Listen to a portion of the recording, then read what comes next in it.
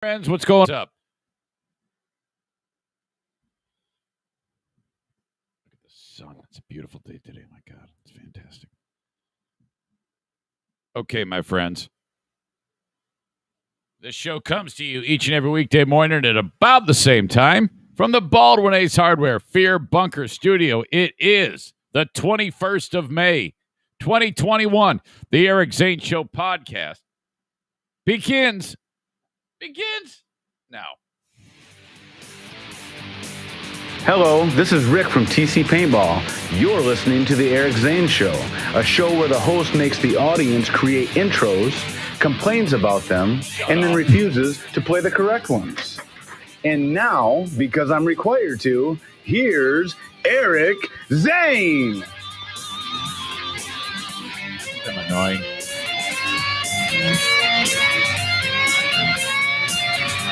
My grandson says annoying. Or at least he used to. You're being annoying. Good morning and welcome to the Eric Zane Show podcast. Begins now. Thank you so much. Thank you, Rick. I appreciate you. More than you know. This is a daily show where I cover news, nonsense, and my personal adventures Monday through Friday right here. Get it live. We'll do it live on all the audio podcasting platforms. Excuse me, just find it Eric Zane Show or download it at ericzaneshow.com. It's all there for you. Thank you so much for being part of that. And then, of course, the live streams for the video element to it as I do it live. And, you can get it on Facebook, facebook.com/Eric Zane fan page. Please share it and like it on Facebook. That's brought to you by Irvine's Auto Repair, Grand Rapids Hybrid, and EV. Hold on. Got to finish this coffee or it gets cold, and then I hate it. Hang on. Yes, that's in the books. Done. Periscope video on Twitter. Thank you. If you could retweet it with a snarky comment, brought to you by Blue Frost IT. Thank you so much to them. YouTube. Follow on YouTube as well. Subscribe to the channel. Bell notification. Thumbs up. Off you go. Instagram, Mario Flores, Lakeshore Team of Van Dyke Mortgage brings that to us. Thank you very much for that. And then if you ever need to email me, I got a couple of great emails today I got to share with you. Eric at ericzaneshow.com on the Shoreliners Striping inbox. All right. So, here we go. It's going to be a nice-ass weekend here. Holy cow. Warm, sunny. It's dry as balls. No Orioles in the backyard, and that is way disappointing as we set up the bird feeders, and there is just not shit showing up there. And I'm like, come on, man. What is going on? We set up the jelly and nothing. Everything else is there, and I think we've got a love triangle going on in the backyard as there 3 doves. 2 dudes are fighting over the girl, I think. And the doves, I mean, they're a weird-ass bird. It's aggressive to the other birds. And I always thought that doves, isn't that supposed to mean peace? And these doves are just always in a pissed-off mood. And they're right up there with the asshole Blue Jays who just continue to try to... the Blue Jays actually haven't been bad. I haven't witnessed any terrible behavior. But the Blue Jays are bigger than everybody else, except for the doves. So, I mean, go figure. You get the biggest birds in the yard, and then they're going to be the biggest assholes. The robins, though, the robins outnumber the Blue Jays. So the Blue Jays are fucked. The whole backyard is dominated by the robins. So, all right. The chickadees and the finches are completely sweet, wonderful little guys and girls, and they just sit there. We just want to eat some of this stuff here. And they sit there and they pig out on it. And then the one slob one sits there, drops it all onto the ground. All the other birds, all of a sudden you see a red-winged blackbird comes in. And those birds are dicks too. And for some reason, they're playing nice in the yard. And then O'Neill is over there sniffing around. And he has noticed the grape jelly in the Oriole feeders. And so he's like kind of like looking over his shoulder whenever he gets out there because he knows that I'm watching him, And he's kind of like, okay, just got to keep my eye out for that one asshole who looks like a terrorist. And then, he's like, this tastes better, just a little bit better than the poop that I normally love to eat. So I'm just waiting for those things to get knocked over or just ripped out of the ground completely. Unbelievable. So, all right. Plans for the weekend. Not much. Kind of, sort of. I'm working all weekend again. The hustle and the grind continues. And I love that. Today, actually, I have to be leaving the residence here sometime in the 1 o'clock Eastern time hour because I've got a day of limo driving like you wouldn't believe. So, okay, I'm driving all across the west side of the state here, picking people up, dropping people off, wearing my gay magician outfit, and then I won't be back home till 10 o'clock tonight. Awesome. Okay, exactly. That's what I signed up for. Tomorrow, visiting a friend in Saugatuck. And it's Diana, myself, and my pal. This is Diana's first trip out. We got some light at the end of the tunnel on this sweet lady's recovery. And I tell you what, I have gained so many Pooh Bear points. You won't believe it. You won't believe what happened. But first, okay, yesterday, she's like, oh, wow. And she's like, these little subtle changes to the shoulder pain that she's like, oh, okay, it's starting to feel better. And so that is huge because for a while, I was downright worried. I mean, she was getting depressed and like had this look on her face, like, this is, oh God, I just felt bad. But then she'd come back around and then get past that. But now she's starting to laugh a little bit. Her eyes are starting to light up and she's feeling much better. Wait, where is my phone? Okay, there it is. I got to keep my phone nearby because I already got yelled at today and was threatened with loss of Pooh Bear points because she tried to call me and the phone was on Do Not Disturb. So I got to make sure I keep that nearby. But yesterday, okay, she's sitting there watching some stupid show with Madison. They've watched all the dumb shows together. Madison has got her hooked on these shows that might be popular with a person her age, 18. So they're really stupid 18-year-old girl shows. And Diana's like all about them. And something I noticed, I don't know what it is. And I don't know if that's what this next show is, but I don't think it is. But it's more of an adult-themed show because every time I go in there, Madison will say, Dad, don't look, lesbians. And I'm like, wait, what?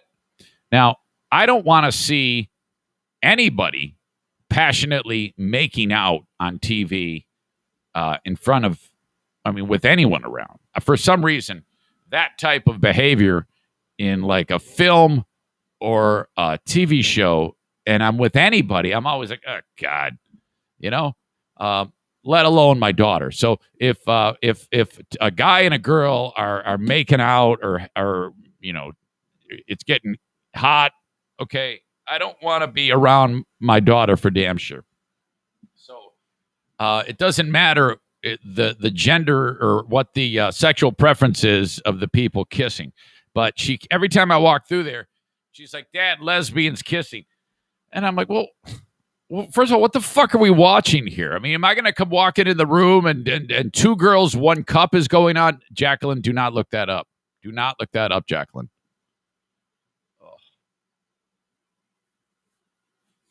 So, all right, that's going on, and then then I go, oh, gross. Now, Madison thinks that I hate gay people, but no, and I just like I just said, I don't want anybody making out, and I'm watching it in the presence of my daughter. So it's just way weird. So they're doing that.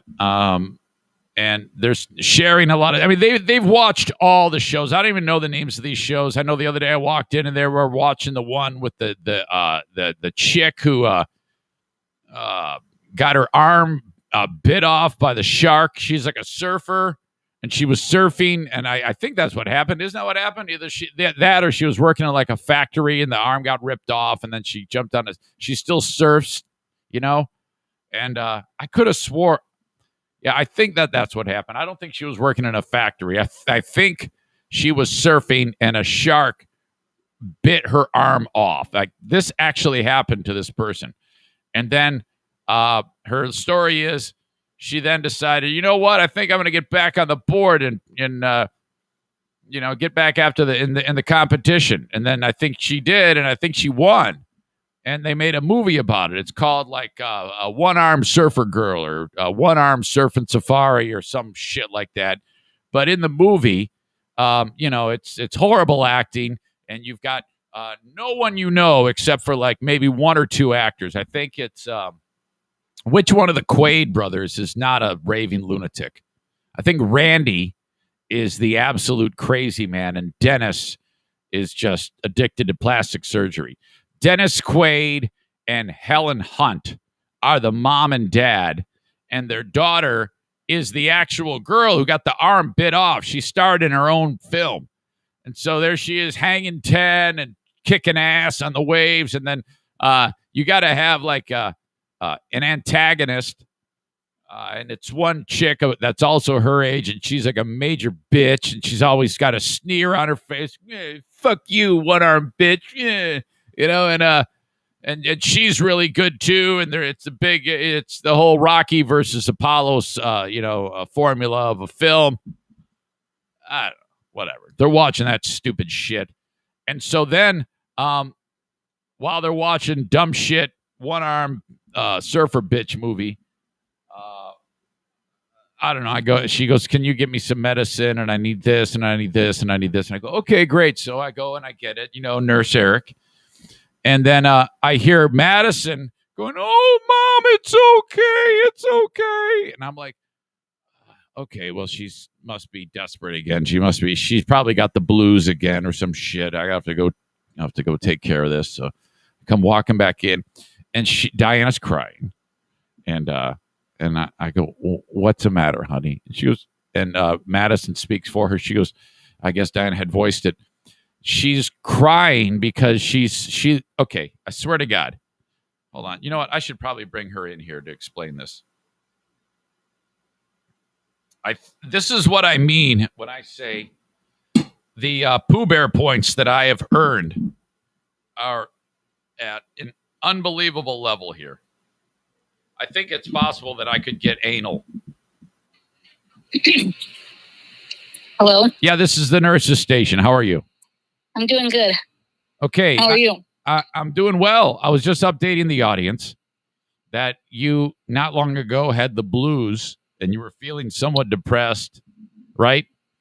Yeah. And then you're starting to feel a little bit better. You're noticing some changes to the pain level, yes? Yes. Okay, this is great. It's not as painful. And I feel like I can do things more easy, I think. Gotcha. That's great. And then I also detailed you and Madison watching lesbian porno. Every time I walk through there, she always tells me there's lesbians kissing. It wasn't porno, dummy. What was it? Well, why is it that every time I go through there's lesbians having sex or something? I don't know. Have you been? It's just... Yeah. Just coincidence, I think. Have you, on any of the shows you've been watching with Madison, has there been like a sex scene you had to watch with her? No. Oh, that would be the worst. That would be weird. What would you do? I think I would just look at my phone or something. Yeah. Or fast forward it or whatever. So she thinks that I hate gay people because every time she says, Dad, lesbians kissing, I go, gross. She thinks that I don't like lesbians. But to me, it's like if anyone's kissing on TV, I don't want to be around my daughter when seeing that action, Right. Exactly. Are you all right? It sounds like you got a little phlegm in your throat there. I think I'm okay. I also detailed with the... I'm sorry? Did you turn your phone on? Did you turn Do Not Disturb off? Correct. Okay. Yeah, I was talking about that. I also talked about you watching the story about the girl who got eaten by the shark and she still surfs. Yeah. Yeah. Okay, so there was that. Mm-hmm. And now did she, if I remember correctly, she got the arm eaten off. Then she got back in the water after she recovered. And then she, in fact, then was the shark came back and ate the rest of her on a later date. Isn't that correct? That is incorrect. That's how I remembered that in my brain. Okay, well, are you telling me? I don't know what the hell you're thinking. She's like a mother of 3 now and living very. Oh, she is. Yeah, she's married, has 3 kids, living in Hawaii. You know, there's some similarities. It's weird that you're sitting there watching a movie about a girl who lost use of an arm, and you had lost use of an arm. Well, that's true. I didn't even think about that. Back. She won't. I know it. I know it's crazy. Okay. And then, wait, what was I going to? Oh, I was telling the story about how I left the room, and then Madison says, Mom's crying, and I thought you had the blues, but you weren't crying because you had the blues. When I walked in the room, you were crying for a different reason. Tell everybody what the reason was you were crying about. Because I was so thankful that you would take care of me. Yeah, I that was really special. You gave me the idea that I am overflowing with Pooh Bear points. There is no way I could. You are. I don't think you could ever run out right now. Yeah, I mean, unless you did something really bad. I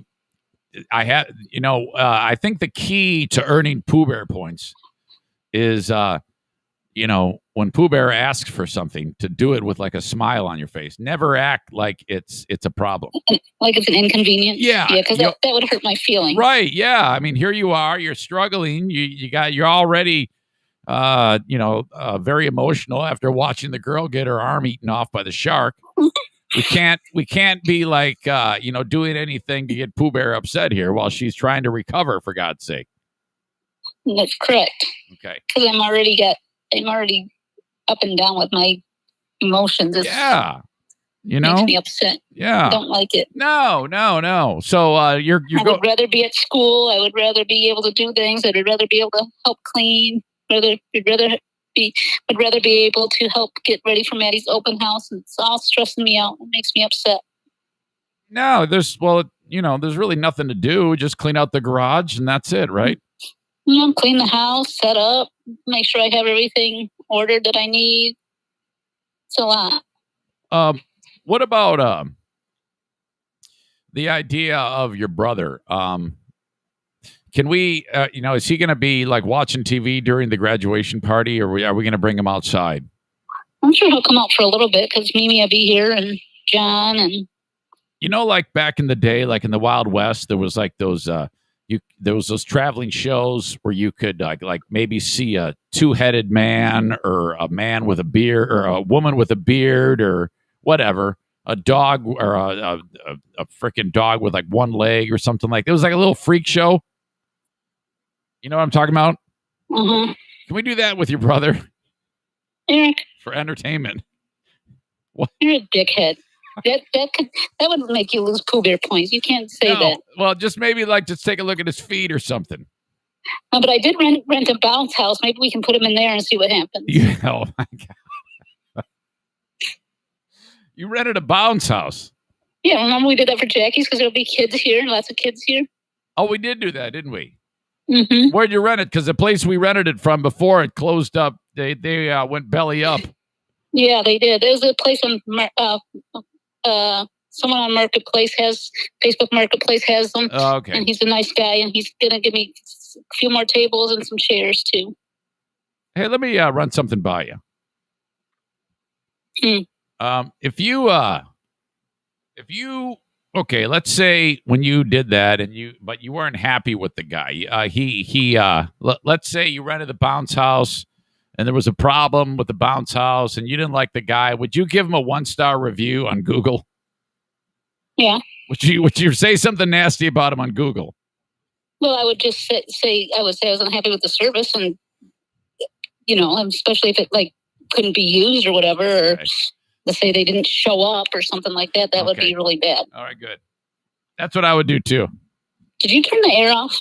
No, the air is on. Okay. It is. It bumps up. Like it'll only click on once we get to 77 degrees. Okay. But Will you ask Sarah Rook-Roch, whatever her name is? Yeah. What do you say, Rook-Roch? I always call her Sarah Rook-Roch, and but I don't. I think it's Rooch. No, I think it's Rook. I think it actually is pronounced Rook, but I'm not positive. Okay. Well, you asked her when my Orioles are going to come and eat my jelly. Yeah, I was just talking about that. The whole dynamic was detailed. No Orioles, pigeon love triangle. Pigeons are assholes. Blue Jays are assholes. Robins dominate. Chickadees and finches are just sweet. Cardinals are the best singers. We all know that. They absolutely. How about hummingbirds? Do you think we attract any hummingbirds? We got a hummingbird feeder. Now, let me tell you something.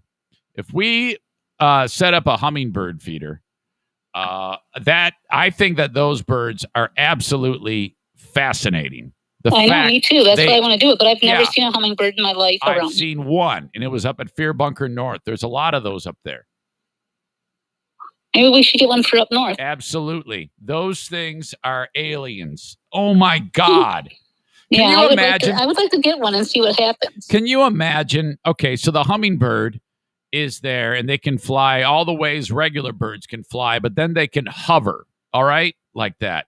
They can be suspended in the air, and it's effortless when they do it, and eat the whole time. Can you imagine how like 1 inch big? Yes, how jealous all the other birds are. They think the hummingbirds are total assholes, and they're showing off. They're like, "Oh, fuck you and your flying in place bullshit. Go to hell." Yeah, I would like to try that. Yeah, I would too. Can attract any? Yeah. All right. Okay. You think they might be? You would think they would be attracted to grape jelly because they like that sweet stuff, but maybe not. Yeah, I don't. Well, like I was talking about yesterday, I was like, how does the word get out in the bird community that the jelly is there? I mean, no one. How does that? You know, I was reading, or Jason Schaefer said that they have horrible senses of smell. Birds do. So I don't know. I mean, how does it even happen? Is it just an accident that the Oriole has to land there, and then somehow it'll spread in the Oriole community? Seriously, it's weird. Well, that is weird. Okay, well, my coffee's getting cold. Okay, well, drink up. Okay, thanks. Okay, I'll talk to you soon. Yes, ma'am. Okay. Okay, thanks. Bye. See you. Okay, bye. So, yeah, she started to cry because I'm so sweet. What? That is incredible. That has never happened. I've been with Diana since January of 1989. 89. And she has never once cried because, I mean, wow.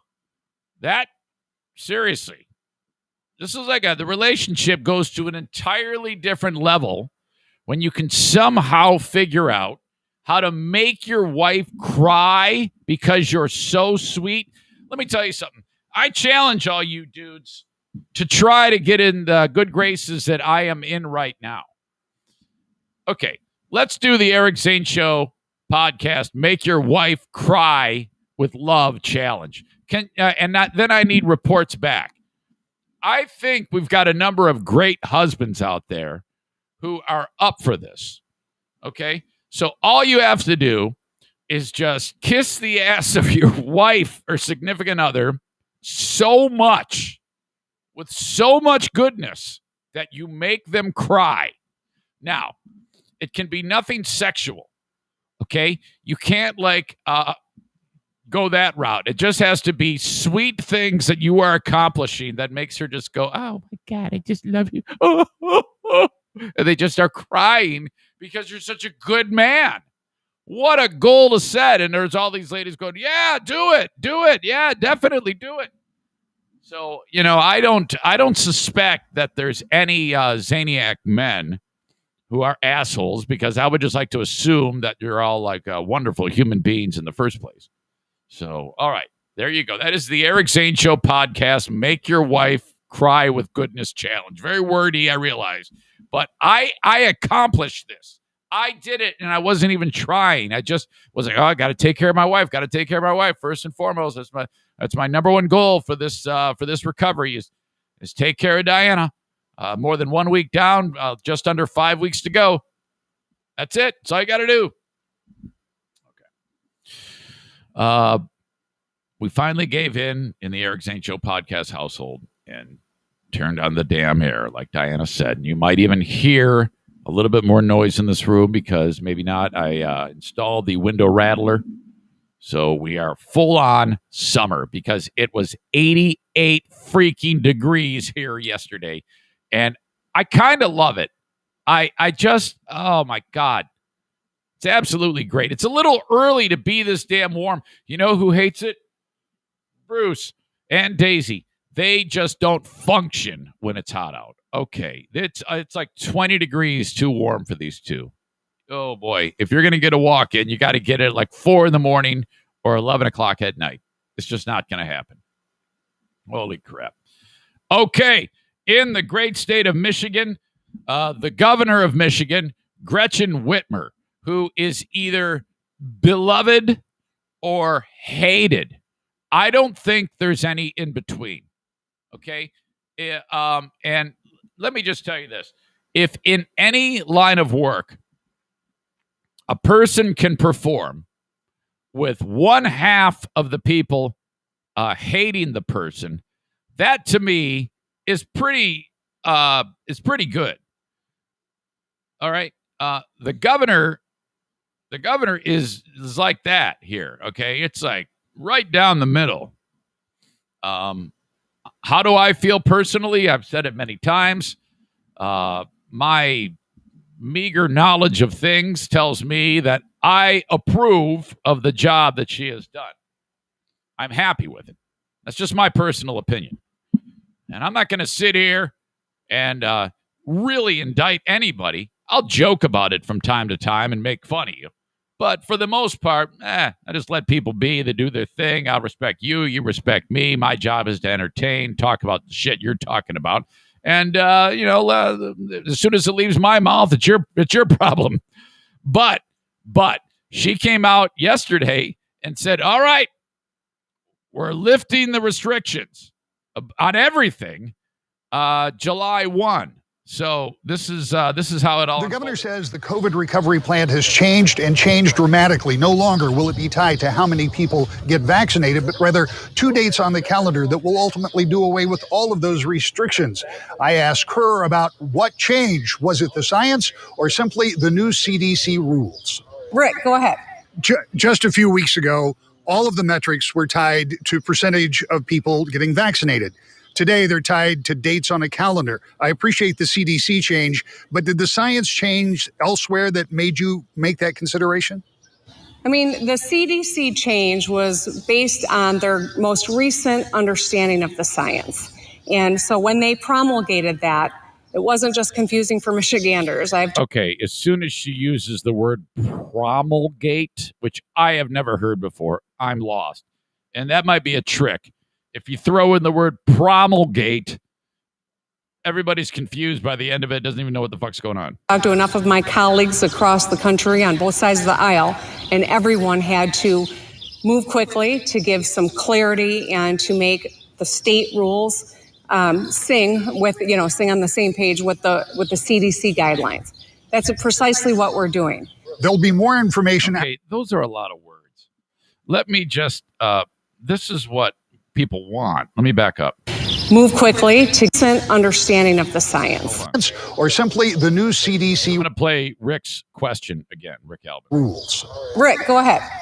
Just a few weeks ago, all of the metrics were tied to percentage of people getting vaccinated. Today, they're tied to dates on a calendar. I appreciate the CDC change, but did the science change elsewhere that made you make that consideration? Okay, now what she should say is, no, I just think it's time to take off the masks and lift the restrictions. Next question. That's what she should say. I mean, the CDC change was based on their most recent understanding of the science. Okay, I got that. The CDC change is based on the understanding of the science. And so when they promulgated that. Hold on a second here. I need to look up the word promulgate. Promote or make widely known. Why would you say promulgate? When they promoted that. Understanding of the science. And so when they promulgated that, it wasn't just confusing for Michiganders. Okay. What's confusing? You make that consideration? I mean, the CDC change was based on their most recent understanding of the science. See, no, I wasn't confused by any of that. I just took that as the CDC when they came out with the latest things that they said not too long ago. I just read it and processed it. I wasn't confused. Were you? And so when the only thing that was confusing was how people cannot understand that though the CDC says it, it is the state might have a different thing that they are saying, and a business itself might have something different that they're saying. And until it's all the same, then people might go, I don't get it. I don't understand. The stupid fucks, the Ricky Schroders of the world, are going to go, wait a second. The CDC said one thing, so how can you say another? Well, we're getting there. Just relax, okay? So maybe that's it. So I guess when you say people were confused, you could just say stupid people can't fucking read at this point. Promulgated that, it wasn't just confusing for Michiganders. I've talked to enough of my colleagues across the country on both sides of the aisle, and everyone had to move quickly to give some clarity and to make the state rules sing on the same page with okay, so that's what she's saying, but she's saying too many words. There's too many words there. All she needs to say is the CDC changed. No one else had changed at that point. It took a little time for us to discern what they, even I'm already screwing it up. We needed a match up with the CDC, so we just changed. That's it. With the CDC guidelines. That's precisely what we're doing. There'll be more information outlined by the Health and Human Services. I don't think there's anything wrong with that, other than it took her an hour to say it. CDC made the changes. We're going to make the changes. That's it, right? Department on Monday about the new rules, and of course we'll have all of those for you right here at Wood TV. In Midland, I'm Rick Albin, News 8. All right. Speaking of Midland, so I don't know how many of you will be aware of this, but I got my start in radio. I started doing mornings in 1996, and this goes way back, way back. I started working at a radio station called Z93. It's still there to this day in Midland, Michigan. Well, it's Midland, Saginaw, Bay City, but the station was actually in a cornfield just outside of Midland in a community called Freeland. And actually, probably like about a mile and a half from where our old pal Freebeer grew up. No, I take that back. He was in Merrill, wasn't he? I don't know. Somewhere near there. Doesn't matter. So I would make the drive from Mount Pleasant to Freeland, drive into this cornfield. There was 3 donkeys in the adjacent field, and the radio station really, promoted the idea that they were in a trailer in the middle of a cornfield, and it was great. It was my first paid radio job. I made $5 an hour. Started out on the overnight shift on the weekend. Worked my way through. They put me on at night. I was known then as Eric Bad News Zane. Hey, that's right. It's Eric Bad News Zane. That's right. Oh, my God. How about that? It's sabotage. It's your sabotage cut of the day. Oh, my God. We're going to bust out some Dream Theater, some Queensryche, maybe some Ugly Kid Joe. That's right. Yeah, okay. Over here, the mobile home of rock and roll, and, all that shit. Eventually, they put me on afternoons. And then at that point, I was kind of like, oh, this is terrible. I felt like I was, spinning my wheels in radio. Just playing Exit. There's got to be more to this than just playing fucking rock songs. But it wasn't. So I said, all right, I'm going to get out of it. And I went to an entirely different re-enrolled in school. Entirely different curriculum. Finished it, and then I was going to graduate. But in fact, I was set to graduate, and then no, I wasn't even graduated yet. I actually was just committing full on to like the program of my next career, and I needed to get out of radio and work in my field. So I said, all right, I'm putting in my 2-week notice. And then they said, wait, before you do that, we want to see if you are interested in doing mornings. Like, mornings? What? I don't know. Well, it'll actually work with my school schedule. I'll work mornings and then I can finish up my education. Okay, great. All right, you know what? I'm going to do that. So it's like $21,000 a year. And it might have been a little more than that. It's probably about $25,000. And Diana and I were struggling, and she would work in her job as a substance abuse counselor, and I'm doing morning drive and this 50,000 watt radio station. I was like, this is great. I love this. And the guy I did the show with was this guy named Joe Volk. And Joe, okay, he was on the air in Saginaw, Bay City, Midland for like more than 25 years. Joe had a minor stroke, and I have talked about Joe, the old Joe and the Poor Boy show, many, many times in the past. So, he had 2 minor strokes in April. He had surgery on April 20th, and he needs one more. And he works for the Great Lakes Loons baseball team, where that interview that you just heard, Rick Albin with the governor talking. He works for them. And I ended up getting out of radio. But I had a dream about him the other night. And it was one of these my radio dreams always have me struggling to get music on the air or something. And there's always silence and dead air and the audience is freaking out. And it was that's been a recurring dream forever. But Joe is in the dream for some reason. And so then I woke up and I went, I got to contact this guy. I haven't talked to him in forever. And I had known, Diana told me that he had the health issue. He was a handful of years older than me, but I hadn't reached out to him. So I just reached out to the guy. And I don't know, do you ever do that? You just have like a gnawing at you, someone you want to, from your past, you just feel the urge to like reach out to them. It's just one of those, it just doesn't really leave. That's what's going on. There's something's going on. Something is happening right now.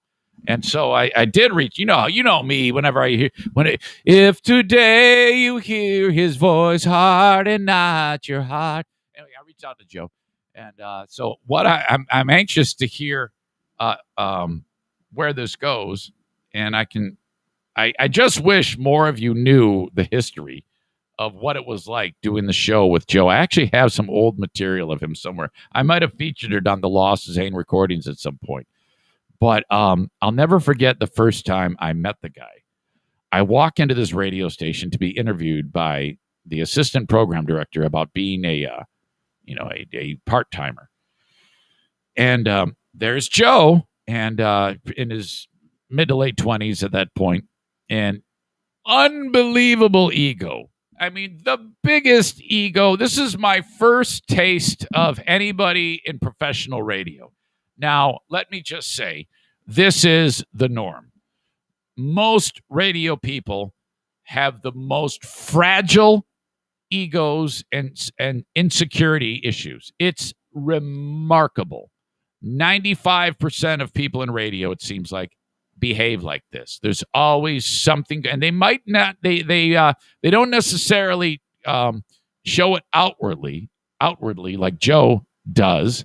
I don't know if he still acts that way, but I realized, I was like, holy shit, what is up with this guy? Because I come walking into the radio station, into this double wide trailer, and I sit down on a couch, and I'm scared shitless.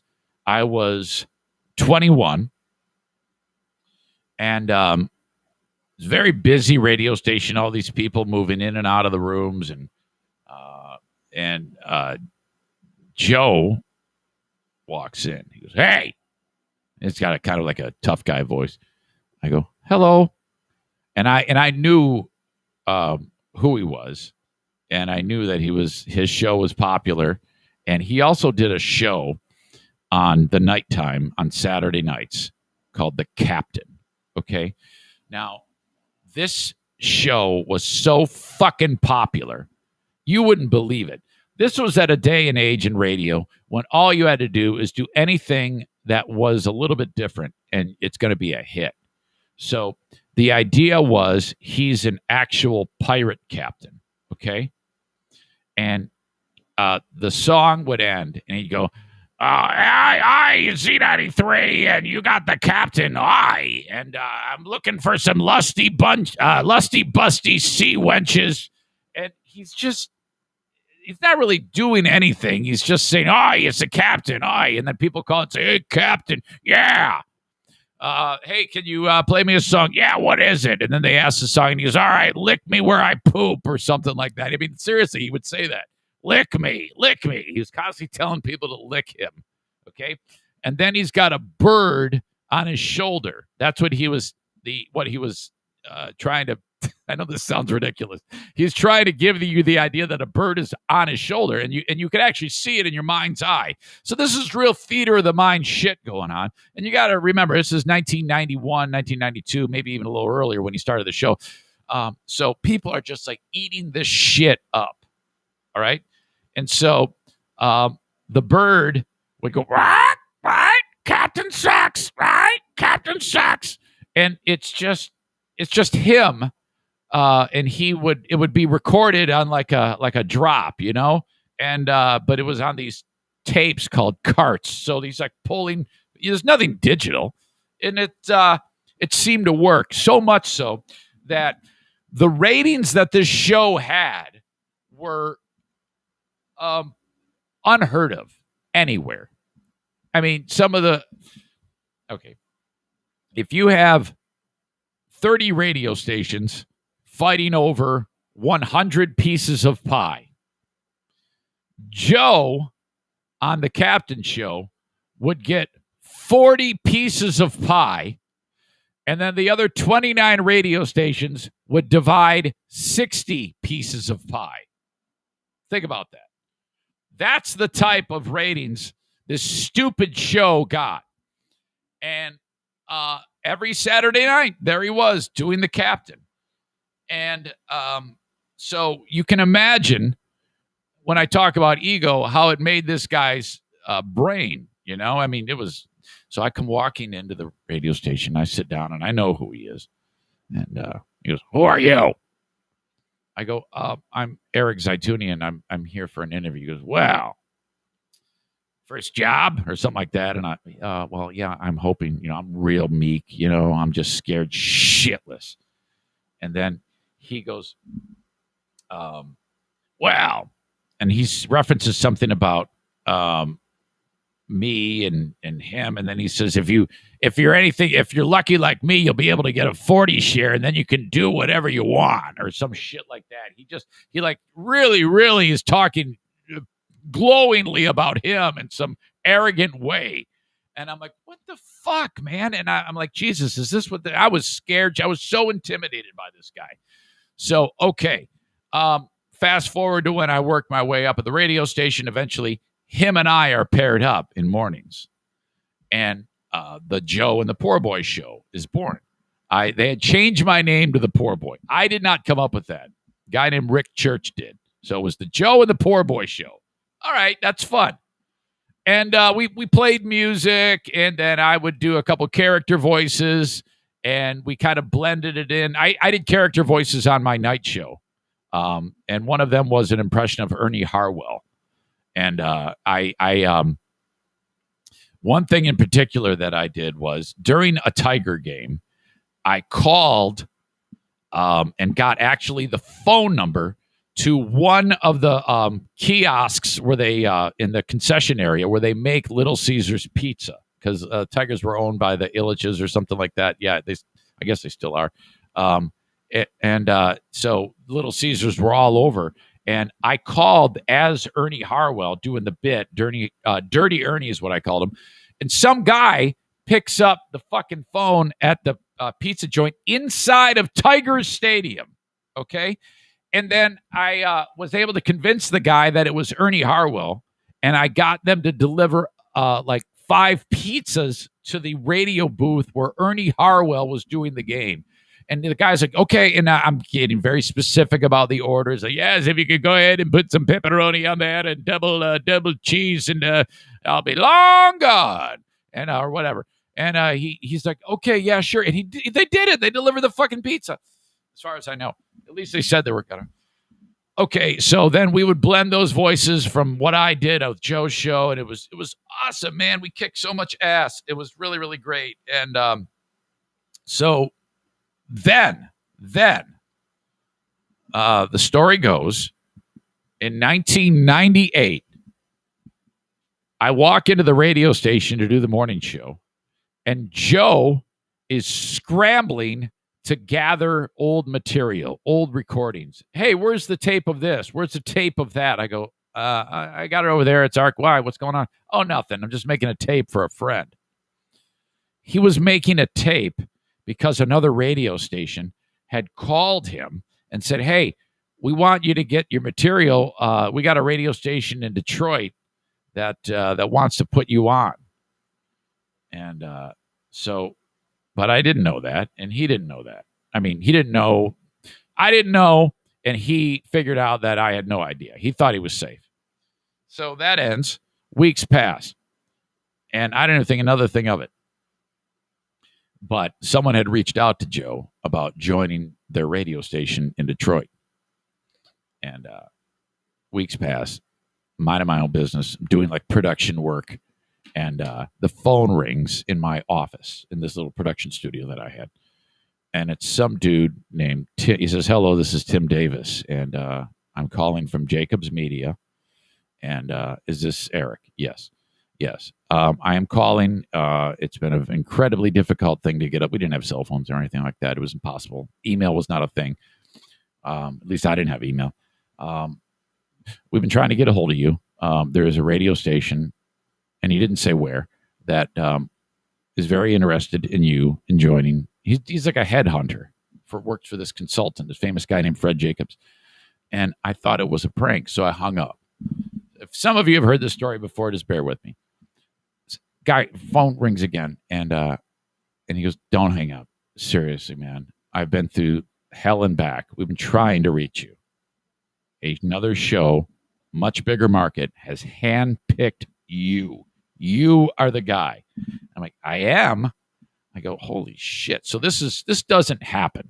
It doesn't really work this way. And so this was extremely exciting to young Eric Zane. So I go home, tell my wife, young couple, 2 very young kids. Jackie's not even 1. And no, actually, I think she was 1. Yeah. And so, all right, there I go. Long story short, what had happened was, then this was me getting the job at the Riff in 1998, which was a really messy scenario, another story in itself. But what they had done was, Mike Novak, remember Mike Novak? He was the agent for Drew and Mike. Drew had left the radio station, and they needed someone to kind of like be a showrunner. And I don't know how somebody got a hold of it, but the idea was, let's go get that guy from that radio station in Midland. The problem was they wanted me, but the idiot got confused and asked Joe, thinking that was me.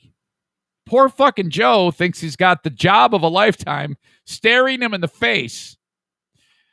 That's why he was accumulating all that audio weeks before. He was making a tape. And he sent it. He did the tape, sent it. These guys pop the tape in, and they go, we got the wrong guy. So they're like, that's why when the guy called me, he goes, you have no idea it's been the comedy of errors to get you on the phone. They had the wrong dude, and they thought they wanted Joe. They weren't interested in Joe. They're interested in your old pal, Eric. So poor fucking Joe. They ghost him, no doubt.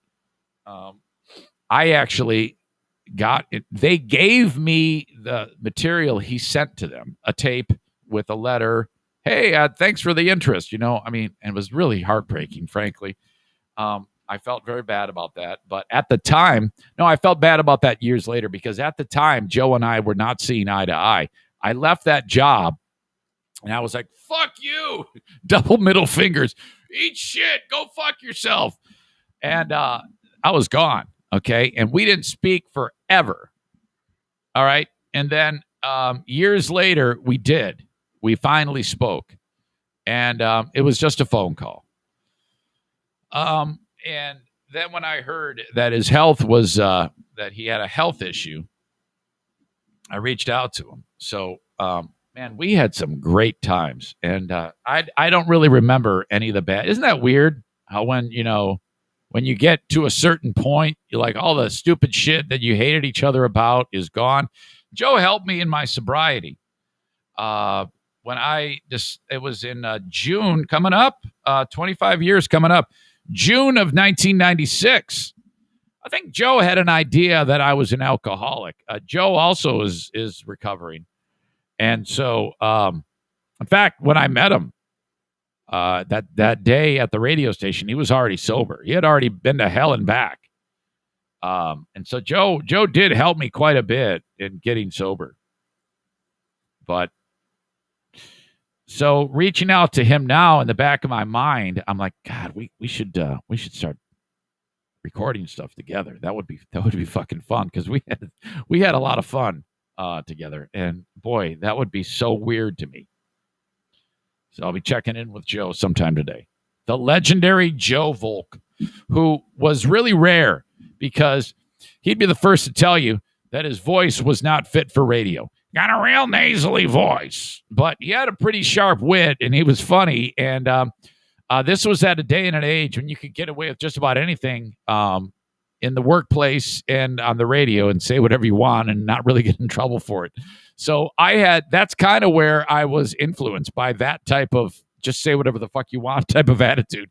That was Joe.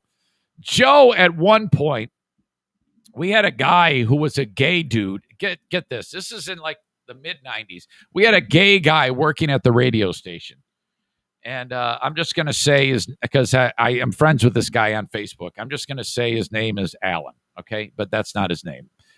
And Alan, I didn't know Alan was gay, but then I come to find out from Joe that Alan is in fact gay. So I'm like, oh, wow. Okay. Well, imagine this happening in today's day and age.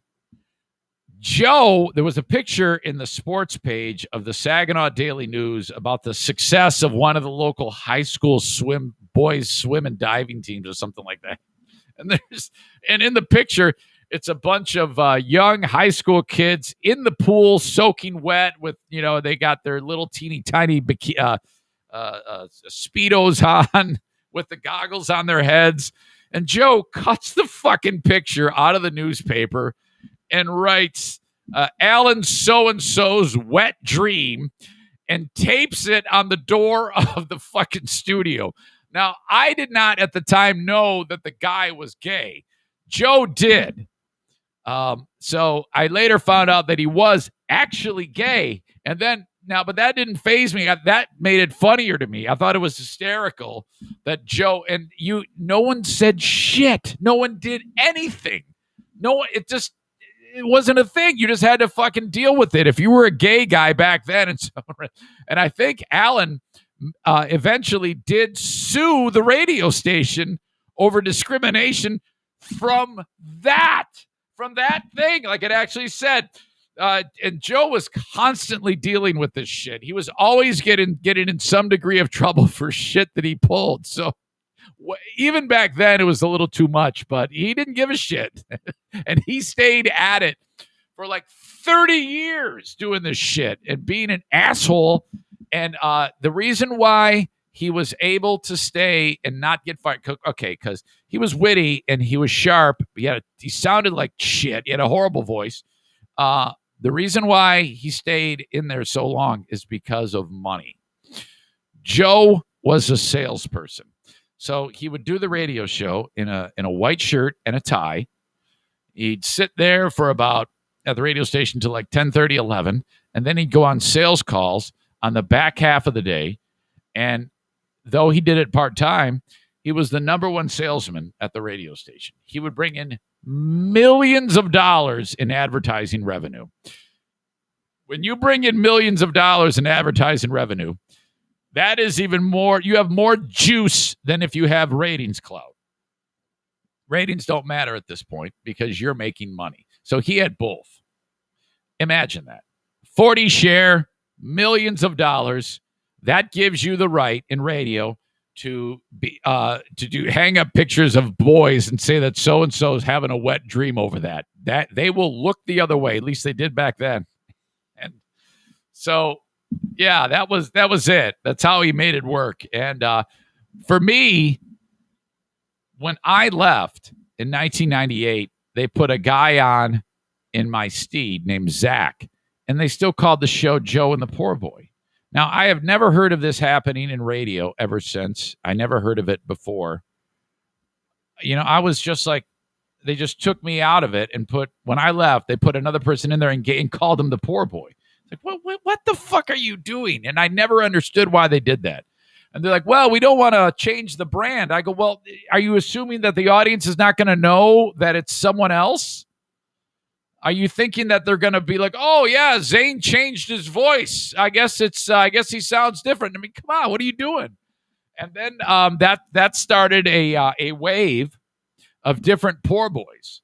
Like people would work there for 6 months, get sick of Joe, quit. They bring in a new poor boy. And this went on forever.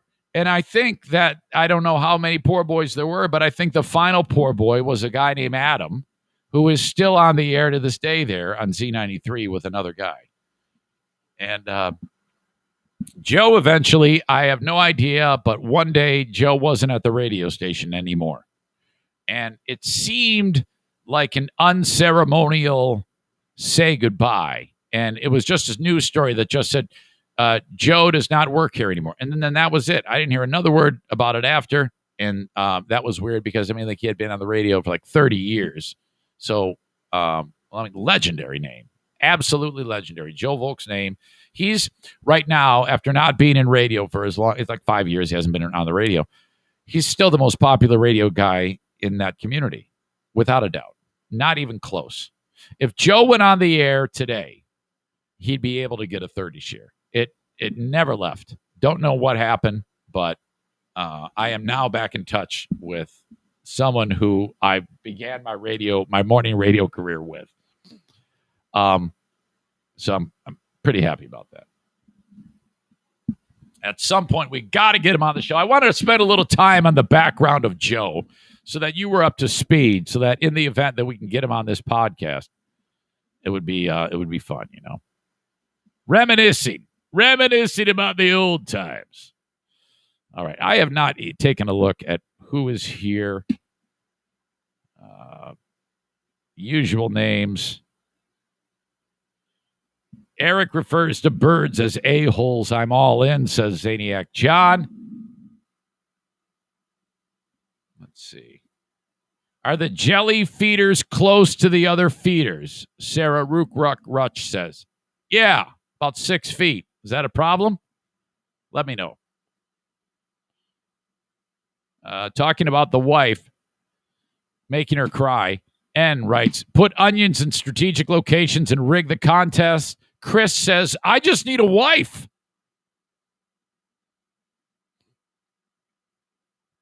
All right. A lot of these are out of context, so I don't know what the fuck is going on. Uh-oh. There's some COVID discussion. I'm going to stay away from that. Oh, all I see is there appears to be a real dynamic going on about COVID. I'm sitting there spilling my guts, telling you fun stories about Joe, and you guys are talking about Fauci. Oh, shit. All right.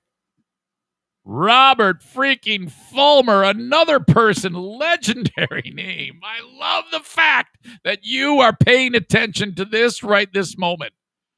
If I'm going to sit there and talk about the fun times I've had with people from my past, Now, when I was talking about Joe, I mean, it was great, but there was also some pissed off moments. I have never, ever, you ever like have someone from your past who anytime you talk about them or think about them, oh my God, never, ever have I had a weird, awkward, anything but fun moment. Hang on a second. Nurse's station here. Oh, Jesus. Missed phone call. That's going to be Pooh Bear points. Hold on, Rob. Mm-hmm. Oh, God, I missed that call. Hello? Nurse's station. Sorry. That's okay. There is a bird eating some jelly, but it's not an Oreo. Okay. I don't know what it is. What does it look like? It's like got a red head. Is it small? Like it's got a red head. It's got a red head. Oh, he just flew. He's got a red head and like a red tail. And also there's a squirrel fighting with our lawn stuff. Did you say fighting with the Ron stuff? Lawn. So do you know that the area where it's all messed up, where we got to fix the retaining wall and stuff? Yeah. And there's like that padding stuff that goes underneath the rocks. Yeah. Well, he's fighting with that and trying to eat it. You have to come see. The squirrel is? Yeah. You have to come see. It's hilarious. Is it a retarded squirrel? Something might be wrong with him. You got to come see him. I can't do it right now. Just shoot a video. I can't from the window. You can't from the window? Why? Is it a door? Well, our window is dirty. It might not turn out. Can you? Well, just try it. Oh my God, this is hilarious. Yeah, shoot the video and zoom in. I know, but no, you have to come here quick. I can't. I'm working. Okay. What the fuck is wrong with you? Yeah, record it. Okay. I think he's drunk. I don't know. Record that thing. Get off the phone and record. Okay, bye. Record it. All right.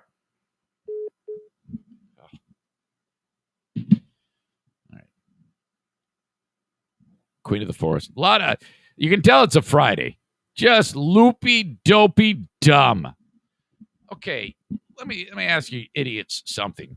Here I am. I'm telling you some of these amazing stories from my past, and you assholes are fighting amongst yourselves about COVID and Fauci, and just fucking relax. It's okay. It's over. We're getting to a point where we can say it's over. We're getting there. Just shut the fuck up. Have a good time. You know, I'm telling you, we're talking about fun things. I'm making my wife cry with kindness. I got a squirrel that's drunk. Joe Volk stories from the past. I mean, we're going down memory lane, and that's triggering other stories. And oh my God, it's probably going to be a 3.5-hour podcast. And you dipshits are going, rawr, rawr, I'm mad at you. You're mad at me. Let's fight. No. No, just be sweet to each other. Did I? Okay. Apparently earlier I said in my steed, and I meant to say stead. I gotta clear that up because I said steed, and that's wrong. I think that means like you're on a horse. Yes, in my stead. Aram said, yeah, I think that's what he meant. I'm an idiot. Okay. Where am I here? I have no idea. The open of the Eric Zane Show podcast is in the books. First off, a reminder that the Patreon is still there for you. I think I've gotten to a point where, I'm getting like one a month now. If there's ever a time to sign up for the Patreon, it's right now for the Ben and Eric Patreon podcast. We did it last night, okay? I invited 40 of you in. It was about 10, 11 of you who hung out while we did the Patreon. It was a good time. We play Bet on Ben. We talk about Ben's shitty Twitter jokes and wherever the conversation takes us. Once a week, the Ben and Eric Patreon podcast. Check it out at patreon.com/Eric Zane. Patreon is a fancy word for a paywall, okay? Patreon.com. I put a ton of content up there at patreon.com/Eric Zane for you to check out. That's much different than this. There's no commercials behind it. It's just fun. All right. I posted the Insane Asylum, my 2-hour radio show on Northern Michigan's Q100. I posted that yesterday. And I've got the Lost Zane recordings. I still have to publish today's version of that. And a ton more, plus the daily Patreon bonus podcast. It's all at patreon.com/Eric Zane. $5 or $10 a month. Sign up for that. If you sign up for a year, I'll give it to you for 10% off. I suggest just trying it for the 1 month and think, oh, you know what? I like it. And then convert it to a yearly or let it ride, whatever you want, or cancel it. If you cancel it, you get the rest of the month. I appreciate the help. The open and the live stream brought to you by A&E Heating and Cooling, online at aeheatingcooling.net, 616-516-8579. That is the number you call to get the AC tuned up, okay? And right now is a good time to call because, that thing's probably going to be running all day if you're here in West Michigan. I know ours was. Broke my heart. Trying to pinch pennies. I'm the guy, this was important because I got to a point where it was, I think it was like 84 in the house. And I'm like, yeah, all right, now I can handle it. I don't have a problem. I could have handled 84 degrees. It was probably about 88 upstairs. So then I'm realizing, you're going to lose Pooh Bear points if she gets uncomfortable. And then Jackie comes over. She goes, Dad, it's hot as hell in here. You gotta turn the air on. I go, yeah, of course. So I didn't fight that. So I flipped that thing on. Now I'm lucky because I got it tuned up already from A&E Heating and Cooling. $79 is all it costs to get that thing tuned up. And it's very, very important. That needs to be serviced yearly. Do it with A&E Heating and Cooling. And if you need a new install or if you've got new construction, have a Comfort Maker brand of air conditioner be installed. All right. Go ahead, get your 2 estimates from the other 2 asshole companies, and then bring in Joe, and he'll beat them. And you're supporting a show sponsor. A&E Heating and Cooling, 616-516-8579. How about Irvine's Auto Repair in Grand Rapids Hybrid and EV? Call them 616-532-6600. They're right along 44th Street to the east of 131 by 3 blocks. So 44th Street, 3 blocks east of 131 is Stafford. That's where they are. You drive by, you look down the street. There they are. Pull on in there and get your vehicle serviced. Domestic, European, Asians. Well, I mean, Asian cars, not Asians. Asian vehicles. And anything but a Volkswagen, pretty much. Hybrids, electric vehicles, they have all of the know-how there at Irvine's Auto Repair Grand Rapids Hybrid. Excuse me, 616-532-6600. All right. I got to talk about this guy. You ever, in any story that, hey, Robert, yes, we will catch up soon.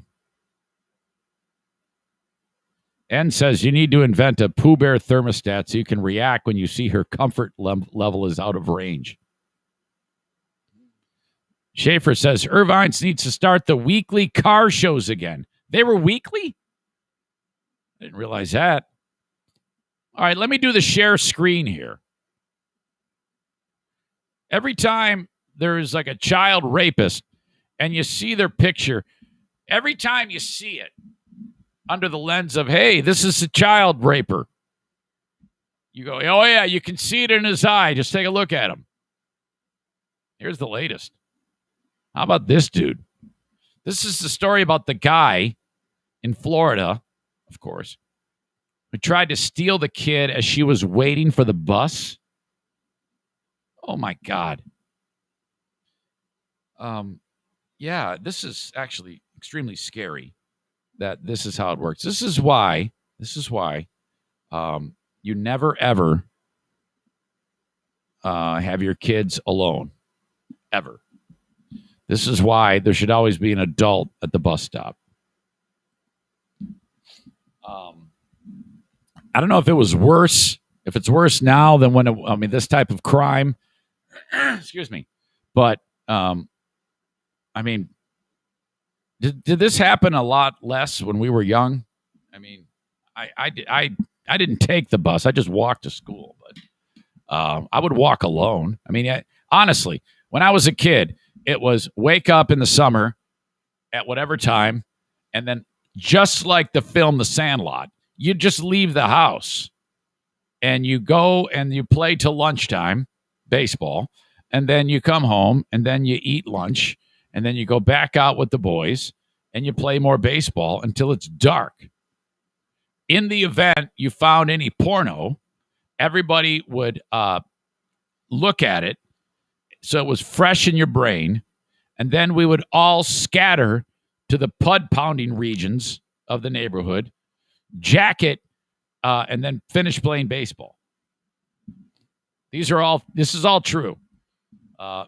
It wasn't always like that. We didn't discover ourselves till we hit a certain point. And prior to that, all we did was play baseball and army men and egg the neighbor's house and do shit like that, be assholes. And then once we figured out we could beat our meat, then our time was spread a little more. We had more things to do. So pretty much baseball, meat beating. We never worried about anybody stealing us or anything like that. Excuse me. 11-year-old, God, hang on.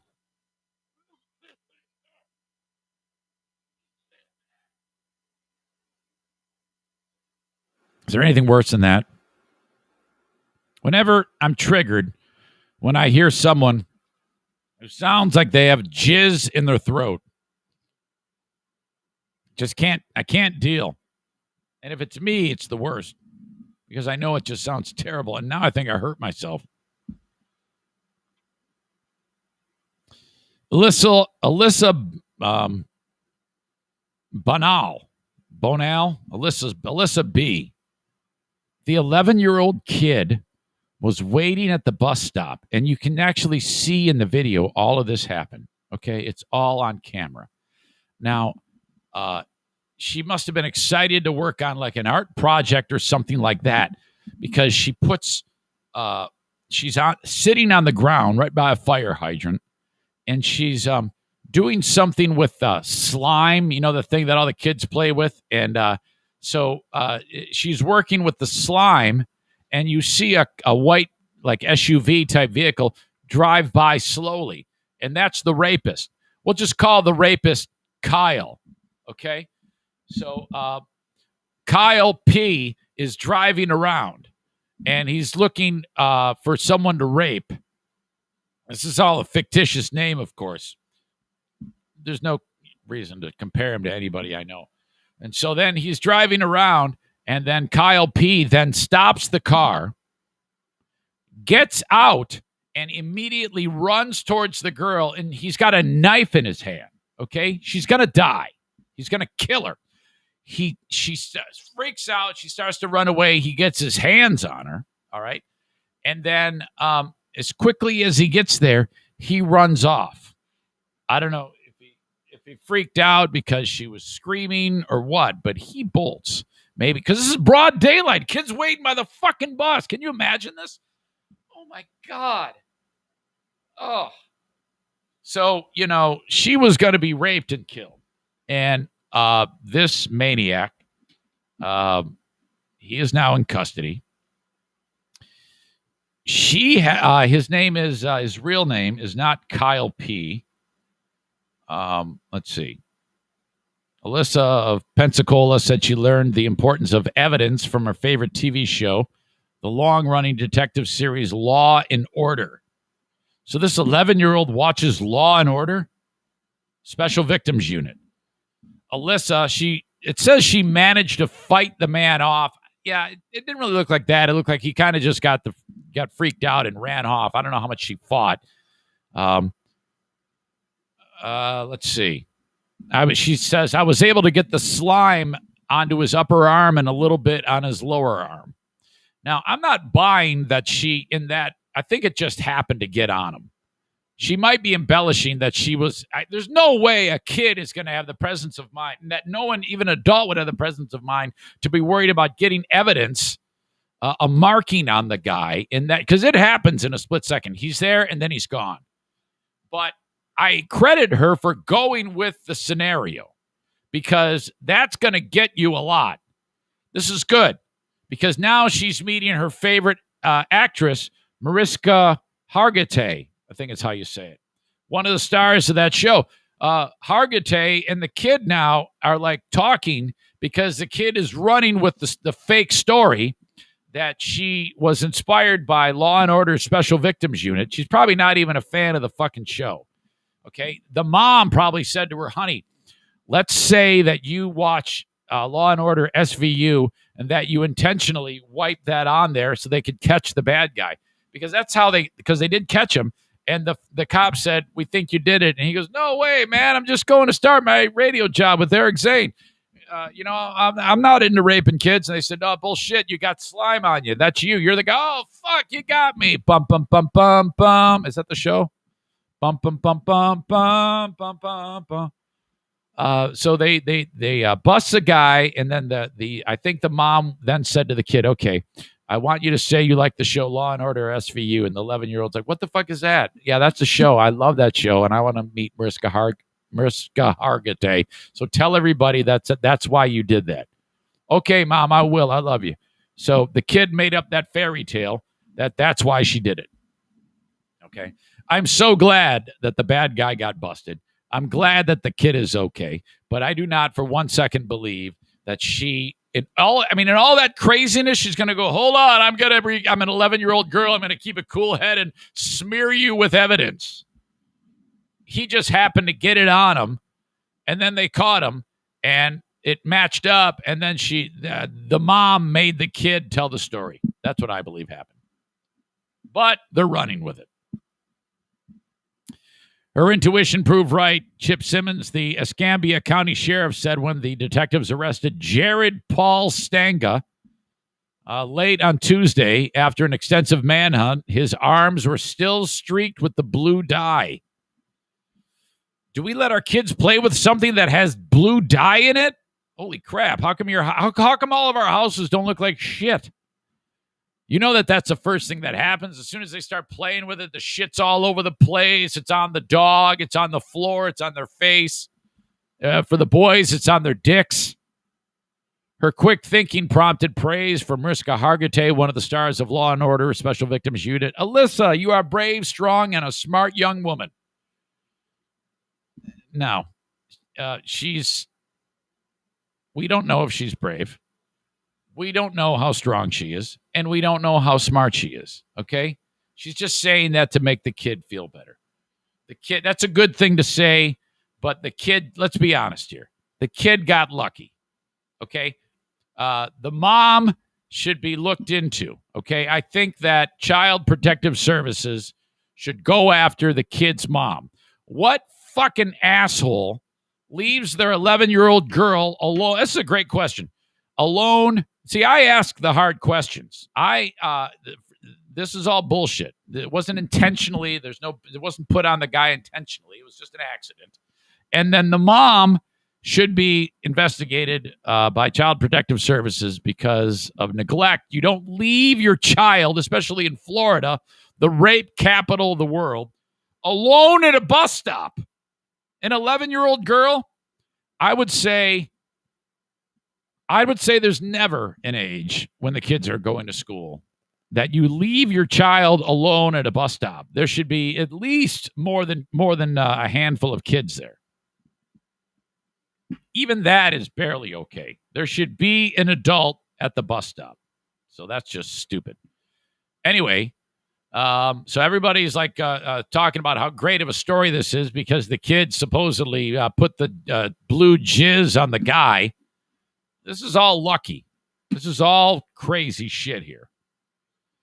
Hargitay wrote, I think the SVU squad might have to add slime to their crime-fighting gear. Ha, ha, ha. Oh, ha, ha.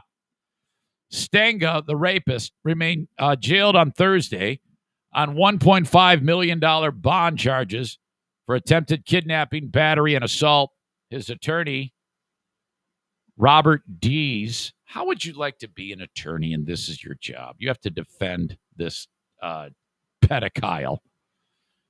Questioned Stanga's arrest during a Wednesday court hearing, saying Alyssa did not definitely pick him from a photo lineup and initially said her attacker was Hispanic. Stanga is white. Well, It all happened very fast. Who give a shit? Who gives a shit? And she's an 11-year-old girl, and it doesn't matter anyway. He's got the blue slime on. I mean, how the fuck? It doesn't matter if she said he was a black guy. If he's got the slime, he's got the slime. And his car is the car that was seen in the thing. So shut up. Excuse me. Prosecutors said the evidence against Stenga was strong. In addition to the slime, the silver bumper of the van had just been painted black. Yeah, it's a long laundry list of evidence against this guy. Security video alone shows it all there. The security camera video shows Alyssa alone on the traffic island at 7 a.m. on the Tuesday. A white van passes her, and she looks at it as it drives by. She had told her mom and teacher 2 weeks earlier that a man in a white van had approached her at the bus stop, speaking Spanish to her and making her feel uncomfortable. So I don't know if that's the same guy. The van returned a minute later and stopped. The driver jumped out and ran at Alyssa. All right, I already talked about all that. Mom said the kid's fine. Here you go. Amber Bonal, the girl, said she had been walking her. This is the mom talking. Said she had been walking her daughter to the bus stop every morning since the strange man approached the girl. But as they were leaving on Tuesday, her 18-month-old daughter suddenly needed a diaper change, and she feared Alyssa would miss her bus. All right, good recovery there. I told her to go ahead and I would be out there in a minute. I start changing the baby's diaper. I hadn't even finished changing the diaper before she ran back in the house. So that's, yeah, well, okay. That's legit, I guess. Unless you're just covering your own ass. Leave it to Eric to actually blame the mom here in this whole thing. What an asshole. Bunnell said the pandemic had been hard on the family. A single mom. She has not been able to run her house cleaning business and struggles to pay her rent. Yeah, I'm kind of an asshole. But Alyssa takes the hardships in stride. She said making the honor roll at her elementary school and looking after her baby sister. She said her daughter is doing well and perhaps does not fully comprehend what might have happened if the attacker had gotten her into the van. Thank God the kid's okay.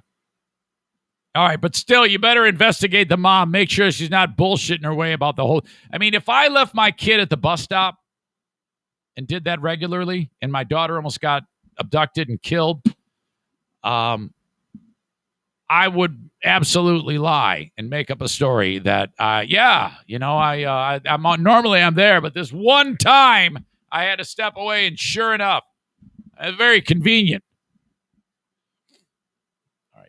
Diana found out I was suggesting this, I would lose Pooh Bear points. We cannot have that. All right, so we're glad that she's okay. All right. I'd love to help your business. Reach out to me, Eric at ericzaneshow.com, if you want more information about that. I can tell you how the show works, the reach of the show on Facebook, Twitter, YouTube, and the audio podcast. Send me an email, Eric at ericzaneshow.com. And I'll tell you all about it. Thank you to Gift of Life Michigan for being on board with the show. Those great folks over there working hard to try to get people to fill out their donor card. It's just that simple. Go to Gift of Life Michigan. You can get there by clicking on their logo at ericzaneshow.com. Takes you right to their page. Fill out the information, and you too can be on the organ donor registry so that if anything nutty happens to you that we wouldn't want untimely, those organs can save up to 8 lives. The tissue and corneas would help improve the lives of 75 people. And there you go. Thank you very much to my friends at Gift of Life Michigan for helping the show by letting me talk about their wonderful programs and giving the gift of life to people who need it. Okay, I just heard from my pal Mario from the Mario Flores Lakeshore team of Van Dyke Mortgage, and he says he's extremely happy with the amount of Zaniacs who have reached out with trying to get more information about getting a mortgage from Mario and his crew over at the Mario Flores Lakeshore team of Van Dyke Mortgage. His business has grown. He's got more than one office in Muskegon. He's got one in Grand Rapids now, one in Florida now. The naming rights for the Muskegon Convention Center is big for Mario as well. And so that's really, really cool. And I owe it all to you, the audience, for answering the call when I say, hey, if you're in the market for a mortgage, please give Mario a try. That's all I ask, Go ahead and maybe go with a person who, maybe is a friend or a relative. Just as long as Mario is included in that process, I promise you he and his staff will be able to win your business.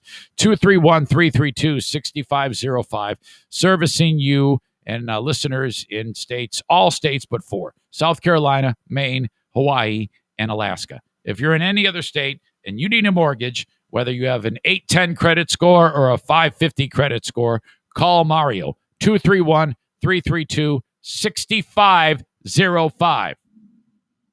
Okay, more terrible news. Who starts out with more terrible news? I would. Hold on a second here. I'm struggling today, if you can't tell. All right, the story's not ready, but I'll get it. Ever have a story that you want to send my way that you think would be fun to talk about on the show, please do so. This is unbelievable. I cannot believe this happened. Fort Collins, Colorado. Friends and family of a young man, Michael Everett Jr., gathered together to honor his sudden passing. Michael Everett Jr. Loved to do nothing more than ride his motorcycle.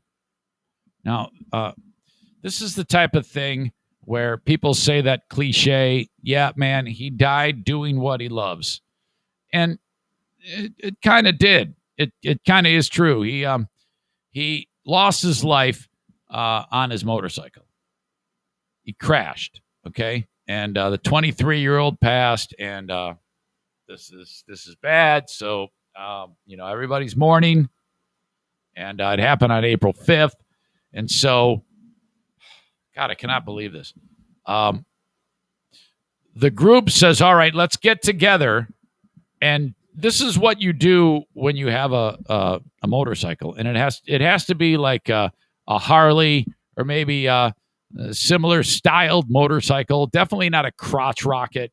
You know how it is. There's a real difference in lifestyle from the person who rides a crotch rocket to a person who rides a Harley or a similar styled motorcycle.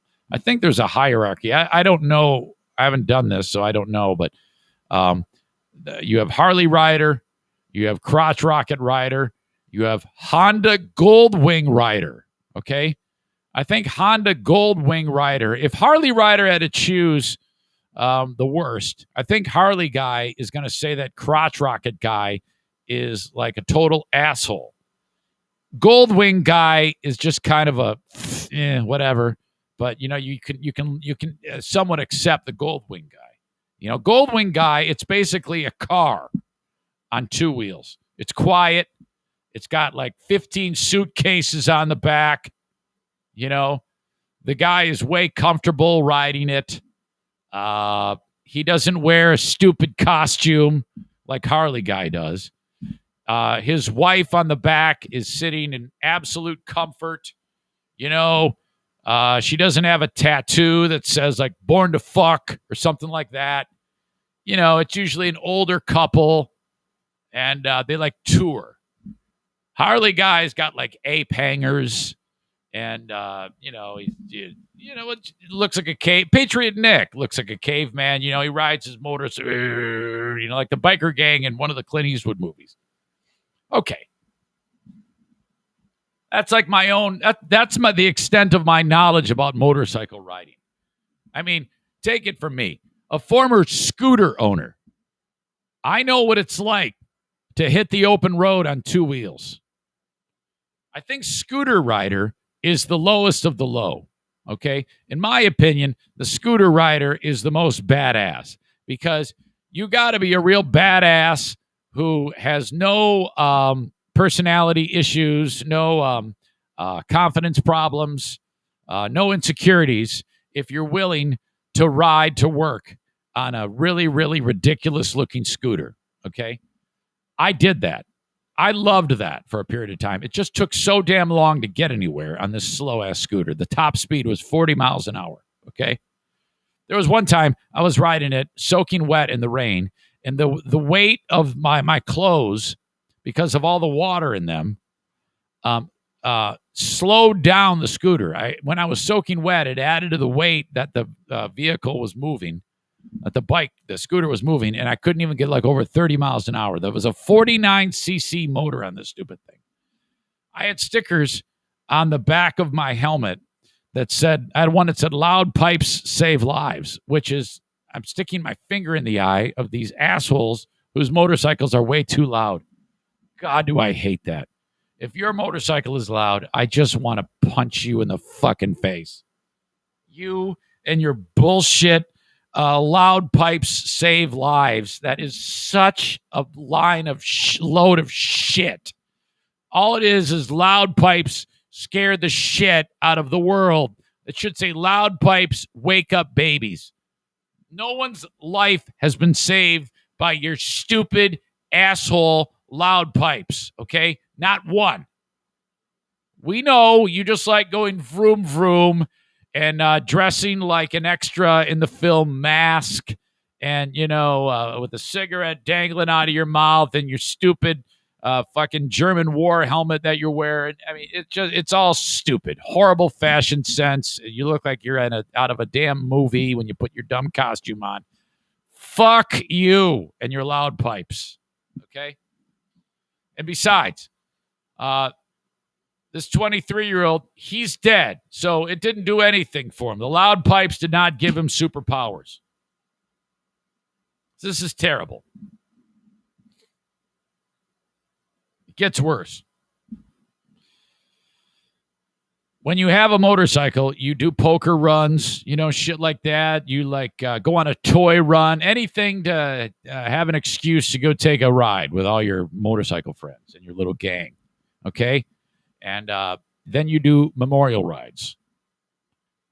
Michael Everett Jr. is doing he's the one who died, and all of his friends and family are doing a memorial ride for him.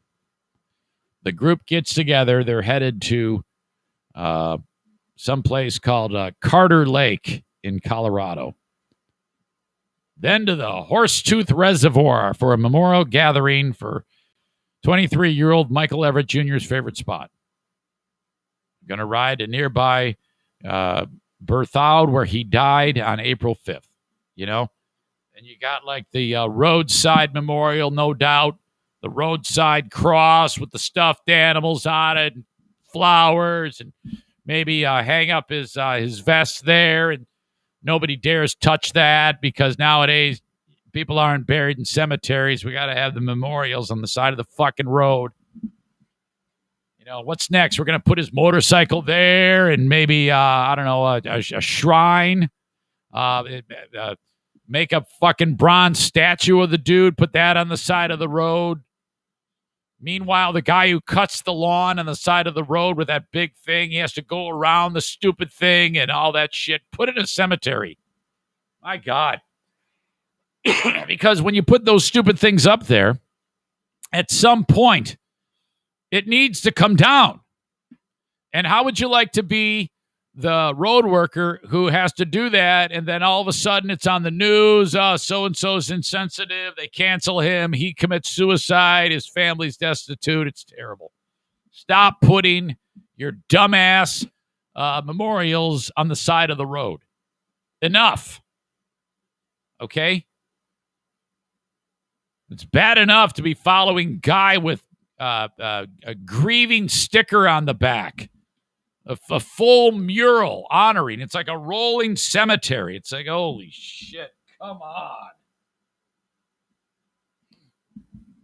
Oh. Well, Mom is there. She helped organize it. She was, this is the mom, Diane. She's a 51-year-old lady. And gets together with the group. They got other family members, stepsons, stepkids. And they're sad. They're going to play some Bob Seger music, maybe some Bruce Springsteen, Allman Brothers, and ride. So then the group is riding along, and they see a debris field on the road. And they're like, wait, what's going on here? And then they look, and they see someone's crashed on the side of the road. As we're getting closer, I could see the bike parts, and I think we both knew what happened. Joshua Everett said, all I could think of was not again. No. The mom was riding her son who died's motorcycle. Holy shit. She crashed into a ditch on Saturday, and she fucking died. What? Oh my God. You have got to be kidding me. At a memorial for her late son, this poor lady riding the motorcycle of the kid who died, no doubt fighting tears, having this huge emotional moment. Somehow the thing goes off the road, and then that's it. Oh my God. So for everybody else, there was 80 other bikers there. And when they all showed up there, I mean, what the fuck? That is the most traumatic thing I think could ever happen to anyone ever. It's already bad enough that young guy dies. The mom dies. That's enough to make every single one of those riders just like, okay, I'm never going to do this ever again. I mean, that would be enough for me. I'd be like, you know what? I'm cashing in my chips. Sell this fucking stupid thing, and I am out. I'm going to get a car, or at the very least, one of those 3-wheeled cars. I don't know, maybe a Can. Is that called a Can-Am? Those 3-wheeled car things. I don't know. It's like 2 wheels in the front, 1 in the back. Every douchebag rich guy has one of those. I mean, why bother even having one of those things? Just get a car. Get a convertible car. I say we should outlaw motorcycles at this point. I mean, if we're really worried about people's safety, it's bad enough that these dummies don't have to wear helmets in most places. Just outlaw motorcycles. If you're really concerned about people's health, sure. Okay, go ahead. Ban vaping. Ban cigarettes. Ban motorcycles. Ban all this shit. We'll stay safe. Put the pitcher and the catcher have to wear a face mask. All very, very important. I cannot believe the mom passed away on the day they're celebrating the life of the kid. Got to be kidding me. Holy crap. That, ladies and gentlemen, the worst memorial ride ever. Holy crap. Okay, I can't wait to tell you about what happened in Scoop Nashville. Scoop Nashville is my new favorite publication. Off the Beaten Path News. It has a visual aid to it that I have to share with you. All right. Nick writes, another fuckface take by your host, Eric Zane. What? What is wrong with that take? Are you suggesting that anything I said is not right or accurate?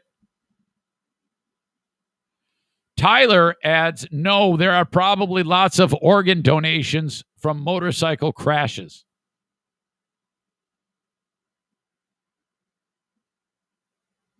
Tyler says the bike is absolutely cursed, so they're pulling it off like I see.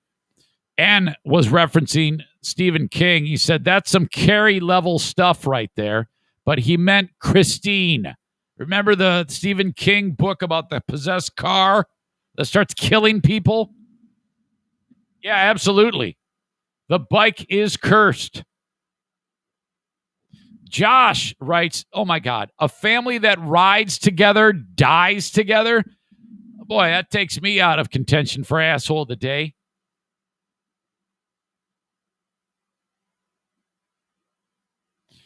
Referring to the roadside memorial, N says, I don't get why people do that. Why would you want to memorialize the spot where they died? Just bury them and let them rest in peace. Chris says, also says, referring to when the guy mowing happens upon roadside memorial, they just run that shit over. Kate Cryer loves the bad boy, Sam Elliott. Apparently, if you dress up in a leather vest, a dumb motorcycle outfit with chaps, and you've got a beard and a long mustache and long silver hair, you're going to get hard eyes from biker babe Kate Cryer in New Jersey. N writes, loud pipes overcompensate for little pipes elsewhere. Oh, yeah, absolutely. I hate the loud pipes. Nick says, nope, I don't do the whole cosplay thing, but to be honest, I should. Those get-ups are loaded with safety features, such as armored padding. And you know what they say, dress for the slide, not the ride. I don't know that anybody says that.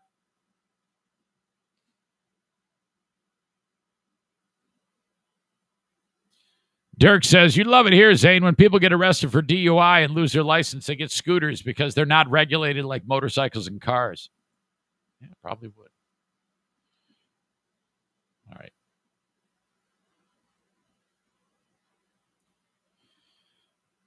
right. Everything you said is dickish, but I would expect nothing. I wouldn't expect anything less from a moped rider. It's not a moped. It was a scooter. Okay?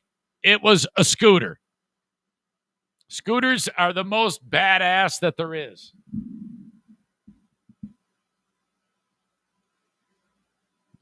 Dirk says, donations from bike crashes? Doctor, yes, we'll take the kidney paste from that last guy. All right. Don't forget me on Cameo. Father's Day is fast approaching. Cameo.com/Eric Zane. I would love to hear from you. I'd love to do a cameo for your dad. Okay? It can be roast style. It can be actually nice if you want it. Cameo.com/Eric Zane or on the Cameo app. Blue Frost IT says, hey, if you need any help with your tech, either at work or at home, call upon them.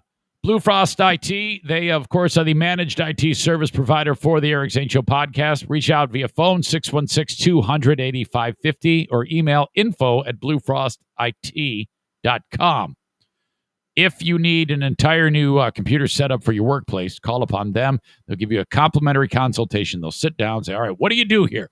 Well, we do this, we do that, we do this. Okay, you need all of these things to make your computer systems awesome. I can price all that out for you. I can assemble it if need be. I can install it for you. This is how we do it.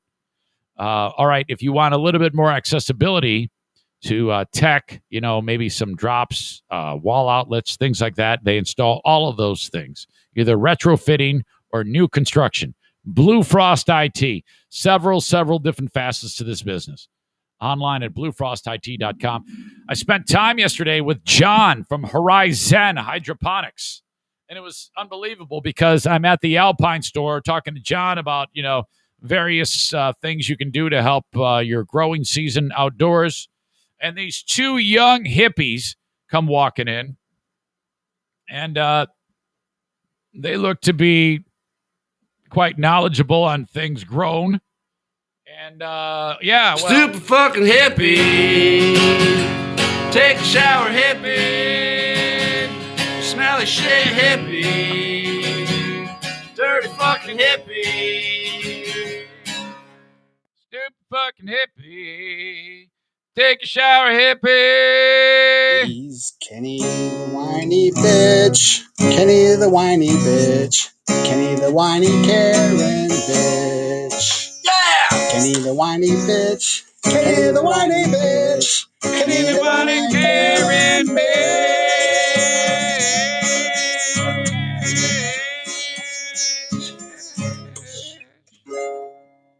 Don't you hate him? That's it. That's it. Out of the blue. Another punch from the back of the room. Unfriended. Mouse Mouse hovering over the unfriend button. He's Benny the Wonder Dog. Kitty. Benny the Wonder Dog. Benny the One-Eyed Wonder Dog. Yeah! Benny the One-Eyed Dog. Benny the One-Eyed Dog. Benny the One-Eyed Wonder Dog.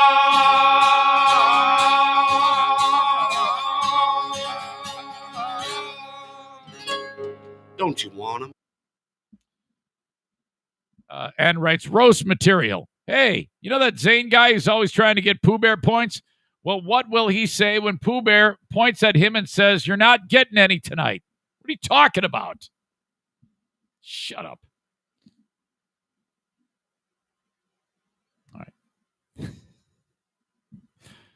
ADHD running wild. Anyway, these hippies walk into Horizon Hydroponics, and we're doing our Facebook video. I go, hey, guys, how are you? And they go, yeah, what's going on here? They thought we were having like a sale. And I go, well, yeah, we're shooting this video. Come on in. And they like stood there and we like talked to these guys the whole time. They were the nicest young dudes in the world. They probably bought something from Horizon and off they went. It was great. So, you know, there's some real science to appropriate growing for plants, any type of tomatoes or vegetables for your garden, cannabis, marigolds. Incredible. Get it all at Horizon Hydroponics, okay? And you can buy the stuff online and have it shipped anywhere in the USA. Orders $250 and more. Shipping is free. Horizon, Z-E-N, horizonhydroponics.com. Use the coupon code Zane Show at checkout. Going to save you 10%. While we were there, I recorded video of this, and I have not yet posted it. But I was amazed about several months ago when I had a conversation with John. And I go, what is that there? It's something that looked to be like a little cocoon about the size of a golf ball. And he goes, that's a mantis pod. I go, yeah? He goes, an adult praying mantis makes that pod, lays her eggs, quite literally thousands of eggs in it. And then what you do is you buy the pod for a handful of dollars at Horizon Hydroponics. And then you take the pod and you throw it in your garden. At some point, the little buggers, they're about 1/8 of an inch long,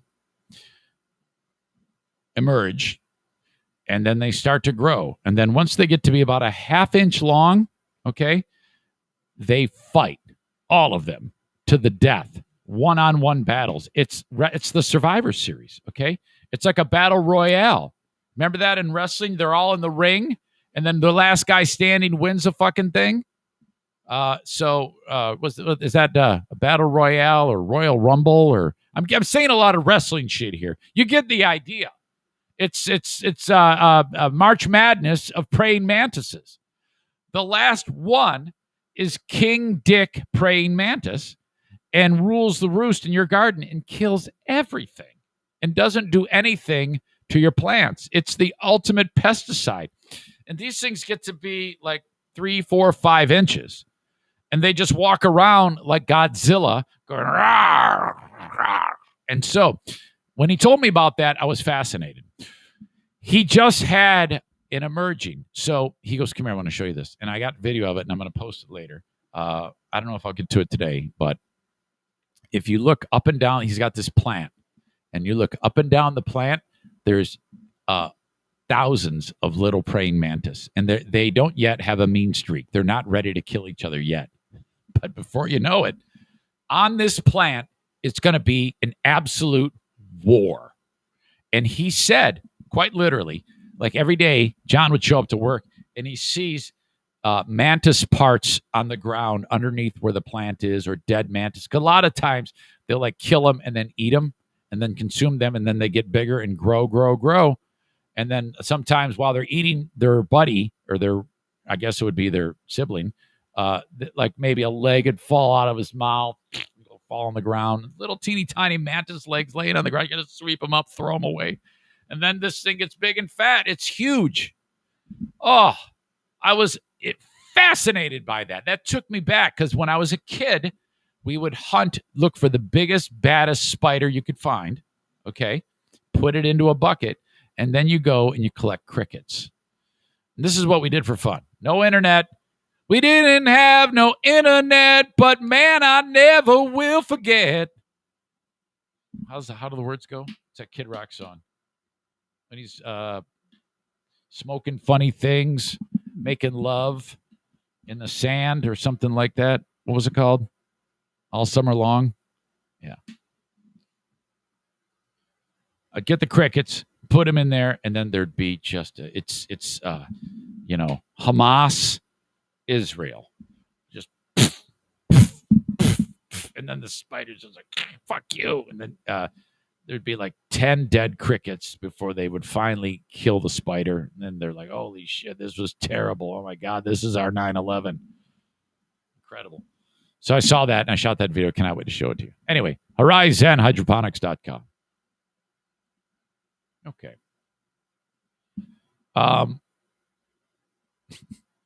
Before I can't like reveal to you the thing that I have to show you on this story until late in the story. All I can do is start telling you about it, and then at some point I will bring it in on the live stream. The show and tell element of this story. Okay? And then I'll link it up in the show notes of this podcast. You can see it for yourself. Scoop Nashville is a great publication. You should follow it. They are at Scoop Nashville on Facebook. Married couple shows up to the Nashville area for a week of drinking and enjoying Nashville, going to the bars, eating like kings and queens, a king and a queen, having a great time. Married couple left Pennsylvania on May 16th and flew to Nashville. First, they went to Luke's 32 Bridge on 17th. Then they went to Bar Louie's on the 18th. Okay? And then Kid Rock's Bar on the 9th. There you go. It all works out. I was just singing a Kid Rock song. They went to Kid Rock's Bar on the 19th of May. And then on the 20th, they wound up in the Metro Nashville jail.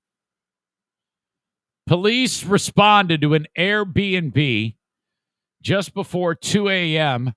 on Thursday morning to a report of a domestic disturbance in the street. 30-year-old Anthony Stubler, a hell of a name, reportedly was fighting his wife in the street of 12th Avenue South. I'll fight you in the street. And boy, this is just remarkable. This is all taken from the police report. Why they include this, I don't know. And are they maybe being tongue-in-cheek here because of what I'm about to show you? Maybe, because Scoop Nashville is kind of a funny publication. They wrote it as this: was fighting his wife in the street and eventually threw his hat at her, hitting her in the chest. He was booked into the Metro Nashville jail charged with domestic assault, free on a $1,000 bond. Fighting in the street and eventually threw his hat at her.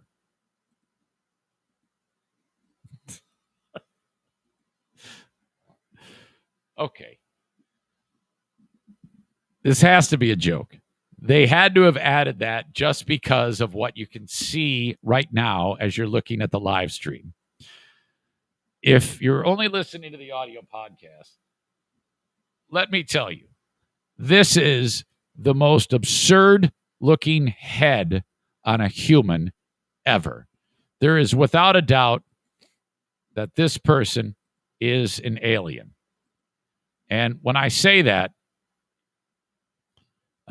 because as soon as I saw that picture, I thought of one thing and one thing only. And it was this guy from Marvel Comics. He's known as the Leader. And the Leader was like the Hulk's big nemesis. And this guy looks painfully like him. I mean, it's not that far off. This dude's head, Kate says, is shaped like a Lego block. And you're absolutely right. Wow. Okay, so you got the if you can picture where the eyebrows are, all right, on any normal person. And then you've got a normal level of forehead. And then where the hairline starts, the head keeps going high into the sky. The distance from top of eyebrows to actual top of head is, I am not kidding you, twice that of a normal human being. Twice that. It is insanely large. So if he was wearing his hat and he threw it at her, she probably exploded because of the force hitting her. If he managed to have the strength to throw a hat that big and it actually hit the mark, it would have killed her instantly. Her arms and legs would have fallen off. She would have been, they would have found no human recognizable remains. Birds would have had to have eaten her. It would have been like some of the victims that they never found in 9/11 that became part of the composite because his hat would have been so huge and been so destructive when it hit her because this guy's head is massive. I don't know which one of you said it. June 1st is coming, referring to when they have to reveal if the aliens are here or not or whatever it was. Wow, what an absolutely insane melon on that dude. Unbelievable head. Holy shit. I can't stand being around people that have abnormal heads. This is the guy. I don't even know if there's anything you can do for that because when you're a baby, if you got a jacked head, they put you in that helmet, to shape it. And it's always weird because, you meet some lady who has a baby with a helmet and you're like, oh God, this kid's screwed up. But it might just be they got an oddly shaped head. If you're a parent that puts your kid in a helmet, this is a good thing, okay? Or if you say, oh, no, the kid doesn't like it, I don't want to put my kid in a helmet. Well, you're an asshole because you're ensuring that the kid is not going to marry an attractive person because if their head looks, derped like that, like Reginald Denny, they're going to have to settle for someone who's a minger themselves and they're going to be living they're going to be poor and destitute, probably dead by the time they're 30. So make sure you put your kid's helmet on. You gotta shape that thing, okay? This guy, I don't think it helps because it's just enormous. I've never seen a head look like that. Okay. Emails. Got a couple of them that I want to share with you. One of them pertains to the NFK. The NFK has been in the spotlight lately about his lack of taking care of himself. The scalp issue is the latest because we had to do the haircut this week, and that was very, very bad. The whole thing about going to the foot doctor, the doctor gives him medicine for his foot. He hasn't even opened it. Does not bathe at all. He has taken 2 showers since he got to the Eric Zane Show podcast household. And that is not a joke. He took one the first weekend he was here. 1, to actually get the stink off. 2, because I had to wash his hair and didn't want to put his head in a sink, and he needed it. So took the shower. That's it. But no more. Unbelievable. You're like, how? How does that even happen? I don't know. I have no idea. Bobby shed some light on this. And she writes, subject line, it's a Kevin thing. Hey, I'm listening to the Patreon podcast right now. Actually kind of funny, but my uncle, I have an uncle that had to have his foot cut off. His name is Kevin as well. Kevin's in a nursing home, she writes. He ended up in the hospital because he was so sick, he was about to die. And then they moved him to the nursing home to kind of rehabilitate for a while. He wanted to go back home to the town he was living in by mom and my aunt. By my mom, and my aunt said, no, you need to stay there. My mom and aunt both knew if he went back home, he would not take care of himself, and he would end up near death again. He actually has psoriasis, and that's how he ended up with the infection, because he didn't take care of it and didn't bathe. Oh, no, don't tell me that. Anyway, I think they are just like that. I think people are just like that, like Kevin would be and her uncle, because there's never been anyone there to keep them in line. Also known as a lady, a female. Yes. Didn't you say he lived with his brother? Yes. My uncle always lived alone. So, I mean, who were they trying to impress, you know? I think it's just never been a habit to clean every day. Wow. Yes. Maybe.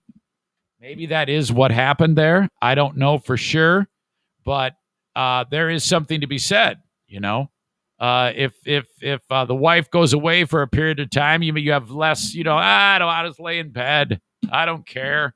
And then one day becomes 1 week, becomes 1 month, becomes a decade. Oh my God. I don't want to have to deal with that. Come on. There may come a day. There may come a day when we actually say, all right, I want nothing more than for you to stay here. But the only thing is, you cannot stay here if you don't take care of your body. I'm not there yet, because that's a really difficult thing to present to someone. But that might happen, where I actually say, you need to. I would do it. I would say, all right, I have a chart here, and you need to. It's like when you go, like when you go to AA, yeah, and you're like, if the judge makes you go to AA, you got to slip, and they have to sign it. He would have to get proof that he took a bath from like one of the family members. So, like, all right, you have to smell my dick to see if I'm clean or not. And then, okay, yes. God forbid if he asked one of the kids. He'd have to ask Jim to smell his dick. And then he'd get, okay, yeah, you passed. You got a check mark. All right. God, there was one more email. What was I going to... I wrote it down. And I don't remember who wrote it. Email.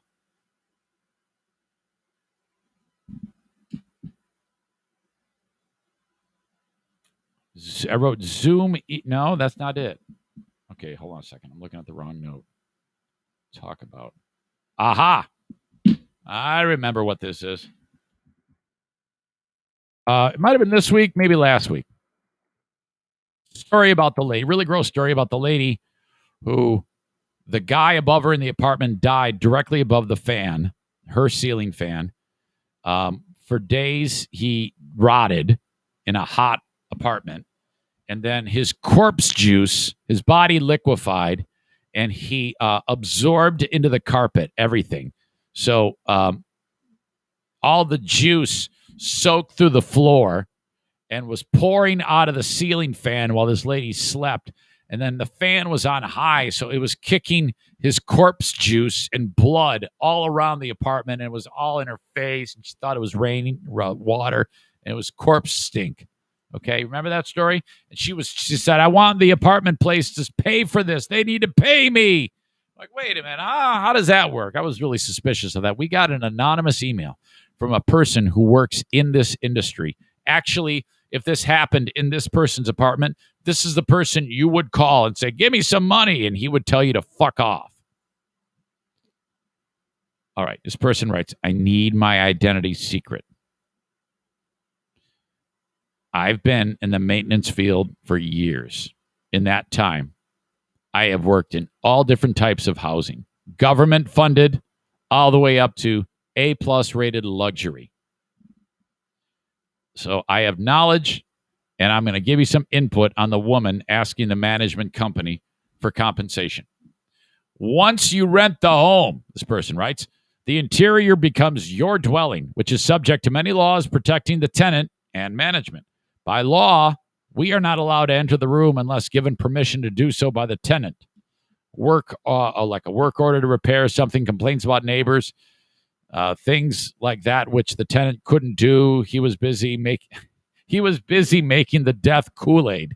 The The only thing that bypasses the rule is if we have reasonable concern for the condition of the building, water leaks, major electrical issues that may cause a fire, like that.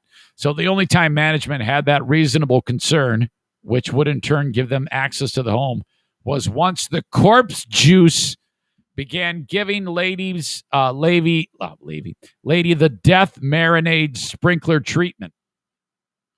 So in short, management had no legal ability to enter the home. They had no knowledge of his death until the bedtime death shower.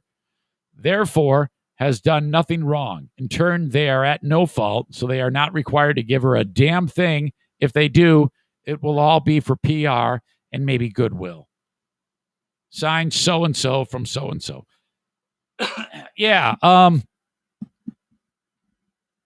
don't know. I mean, I don't think that the apartment place is going to... Let's think about it. There's...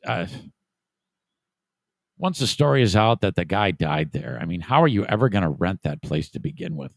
There cannot be even a hint of corpse, okay? Everybody has smelled death.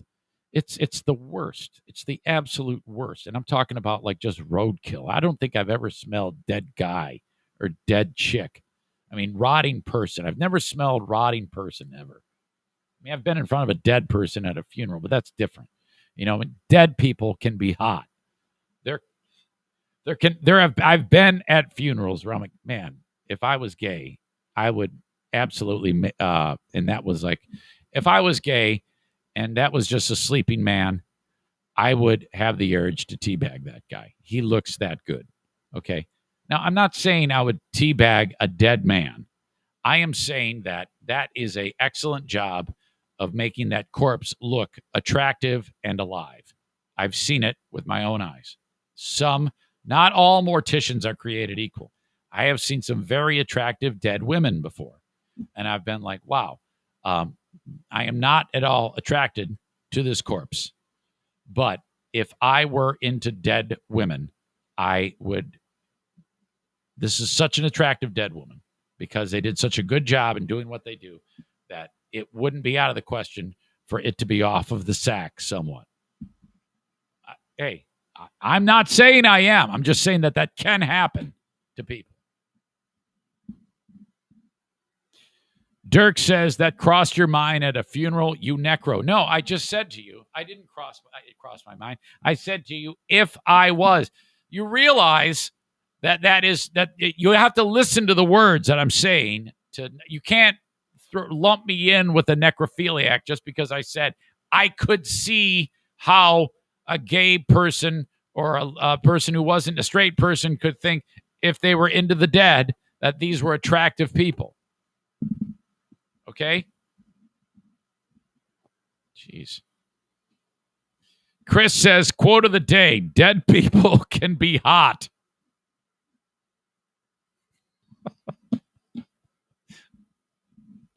All right. Okay. Let's review what we might potentially have for the asshole of the day in reverse order. Me, for suggesting that the dead can be attractive. Asshole who beat up his wife in Nashville. People who don't take baths regularly. We had the story about the worst memorial ride ever. Okay, there was that one.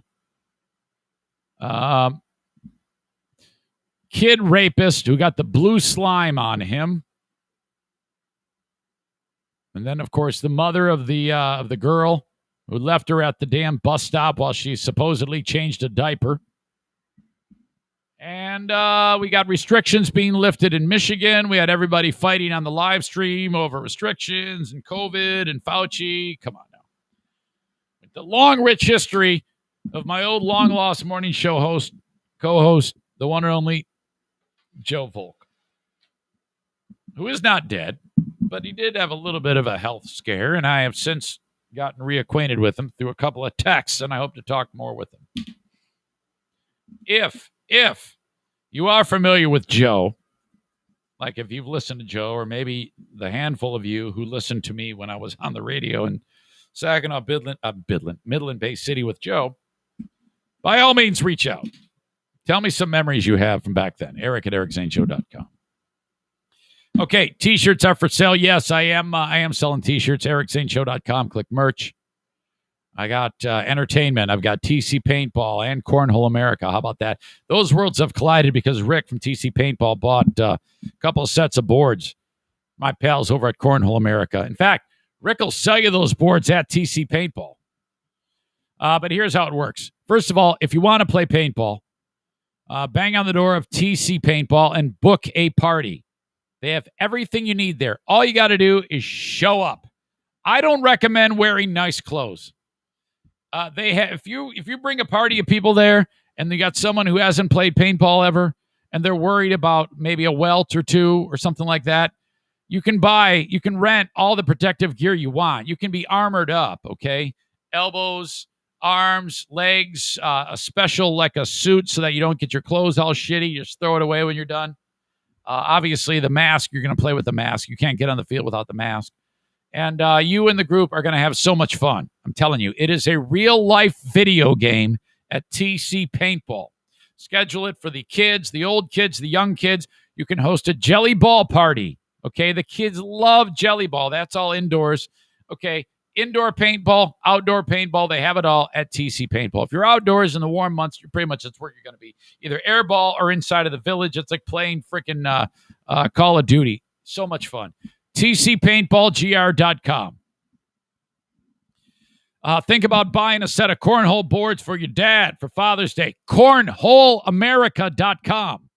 Sending cornhole boards to anywhere in the United States. CornholeAmerica.com. You can put any type of logo or picture or whatever, initials, whatever you want onto a set of cornhole boards. Customizable. Even the bags can have the customization. They hand make everything. It's incredible. Serving anyone in the USA, but based here in Cedar Springs, Michigan. CornholeAmerica.com. And also, if you are in West Michigan, well, you know what? I don't even think you need to be in West Michigan for this, but you reach out to Cornhole America about a fundraiser, okay?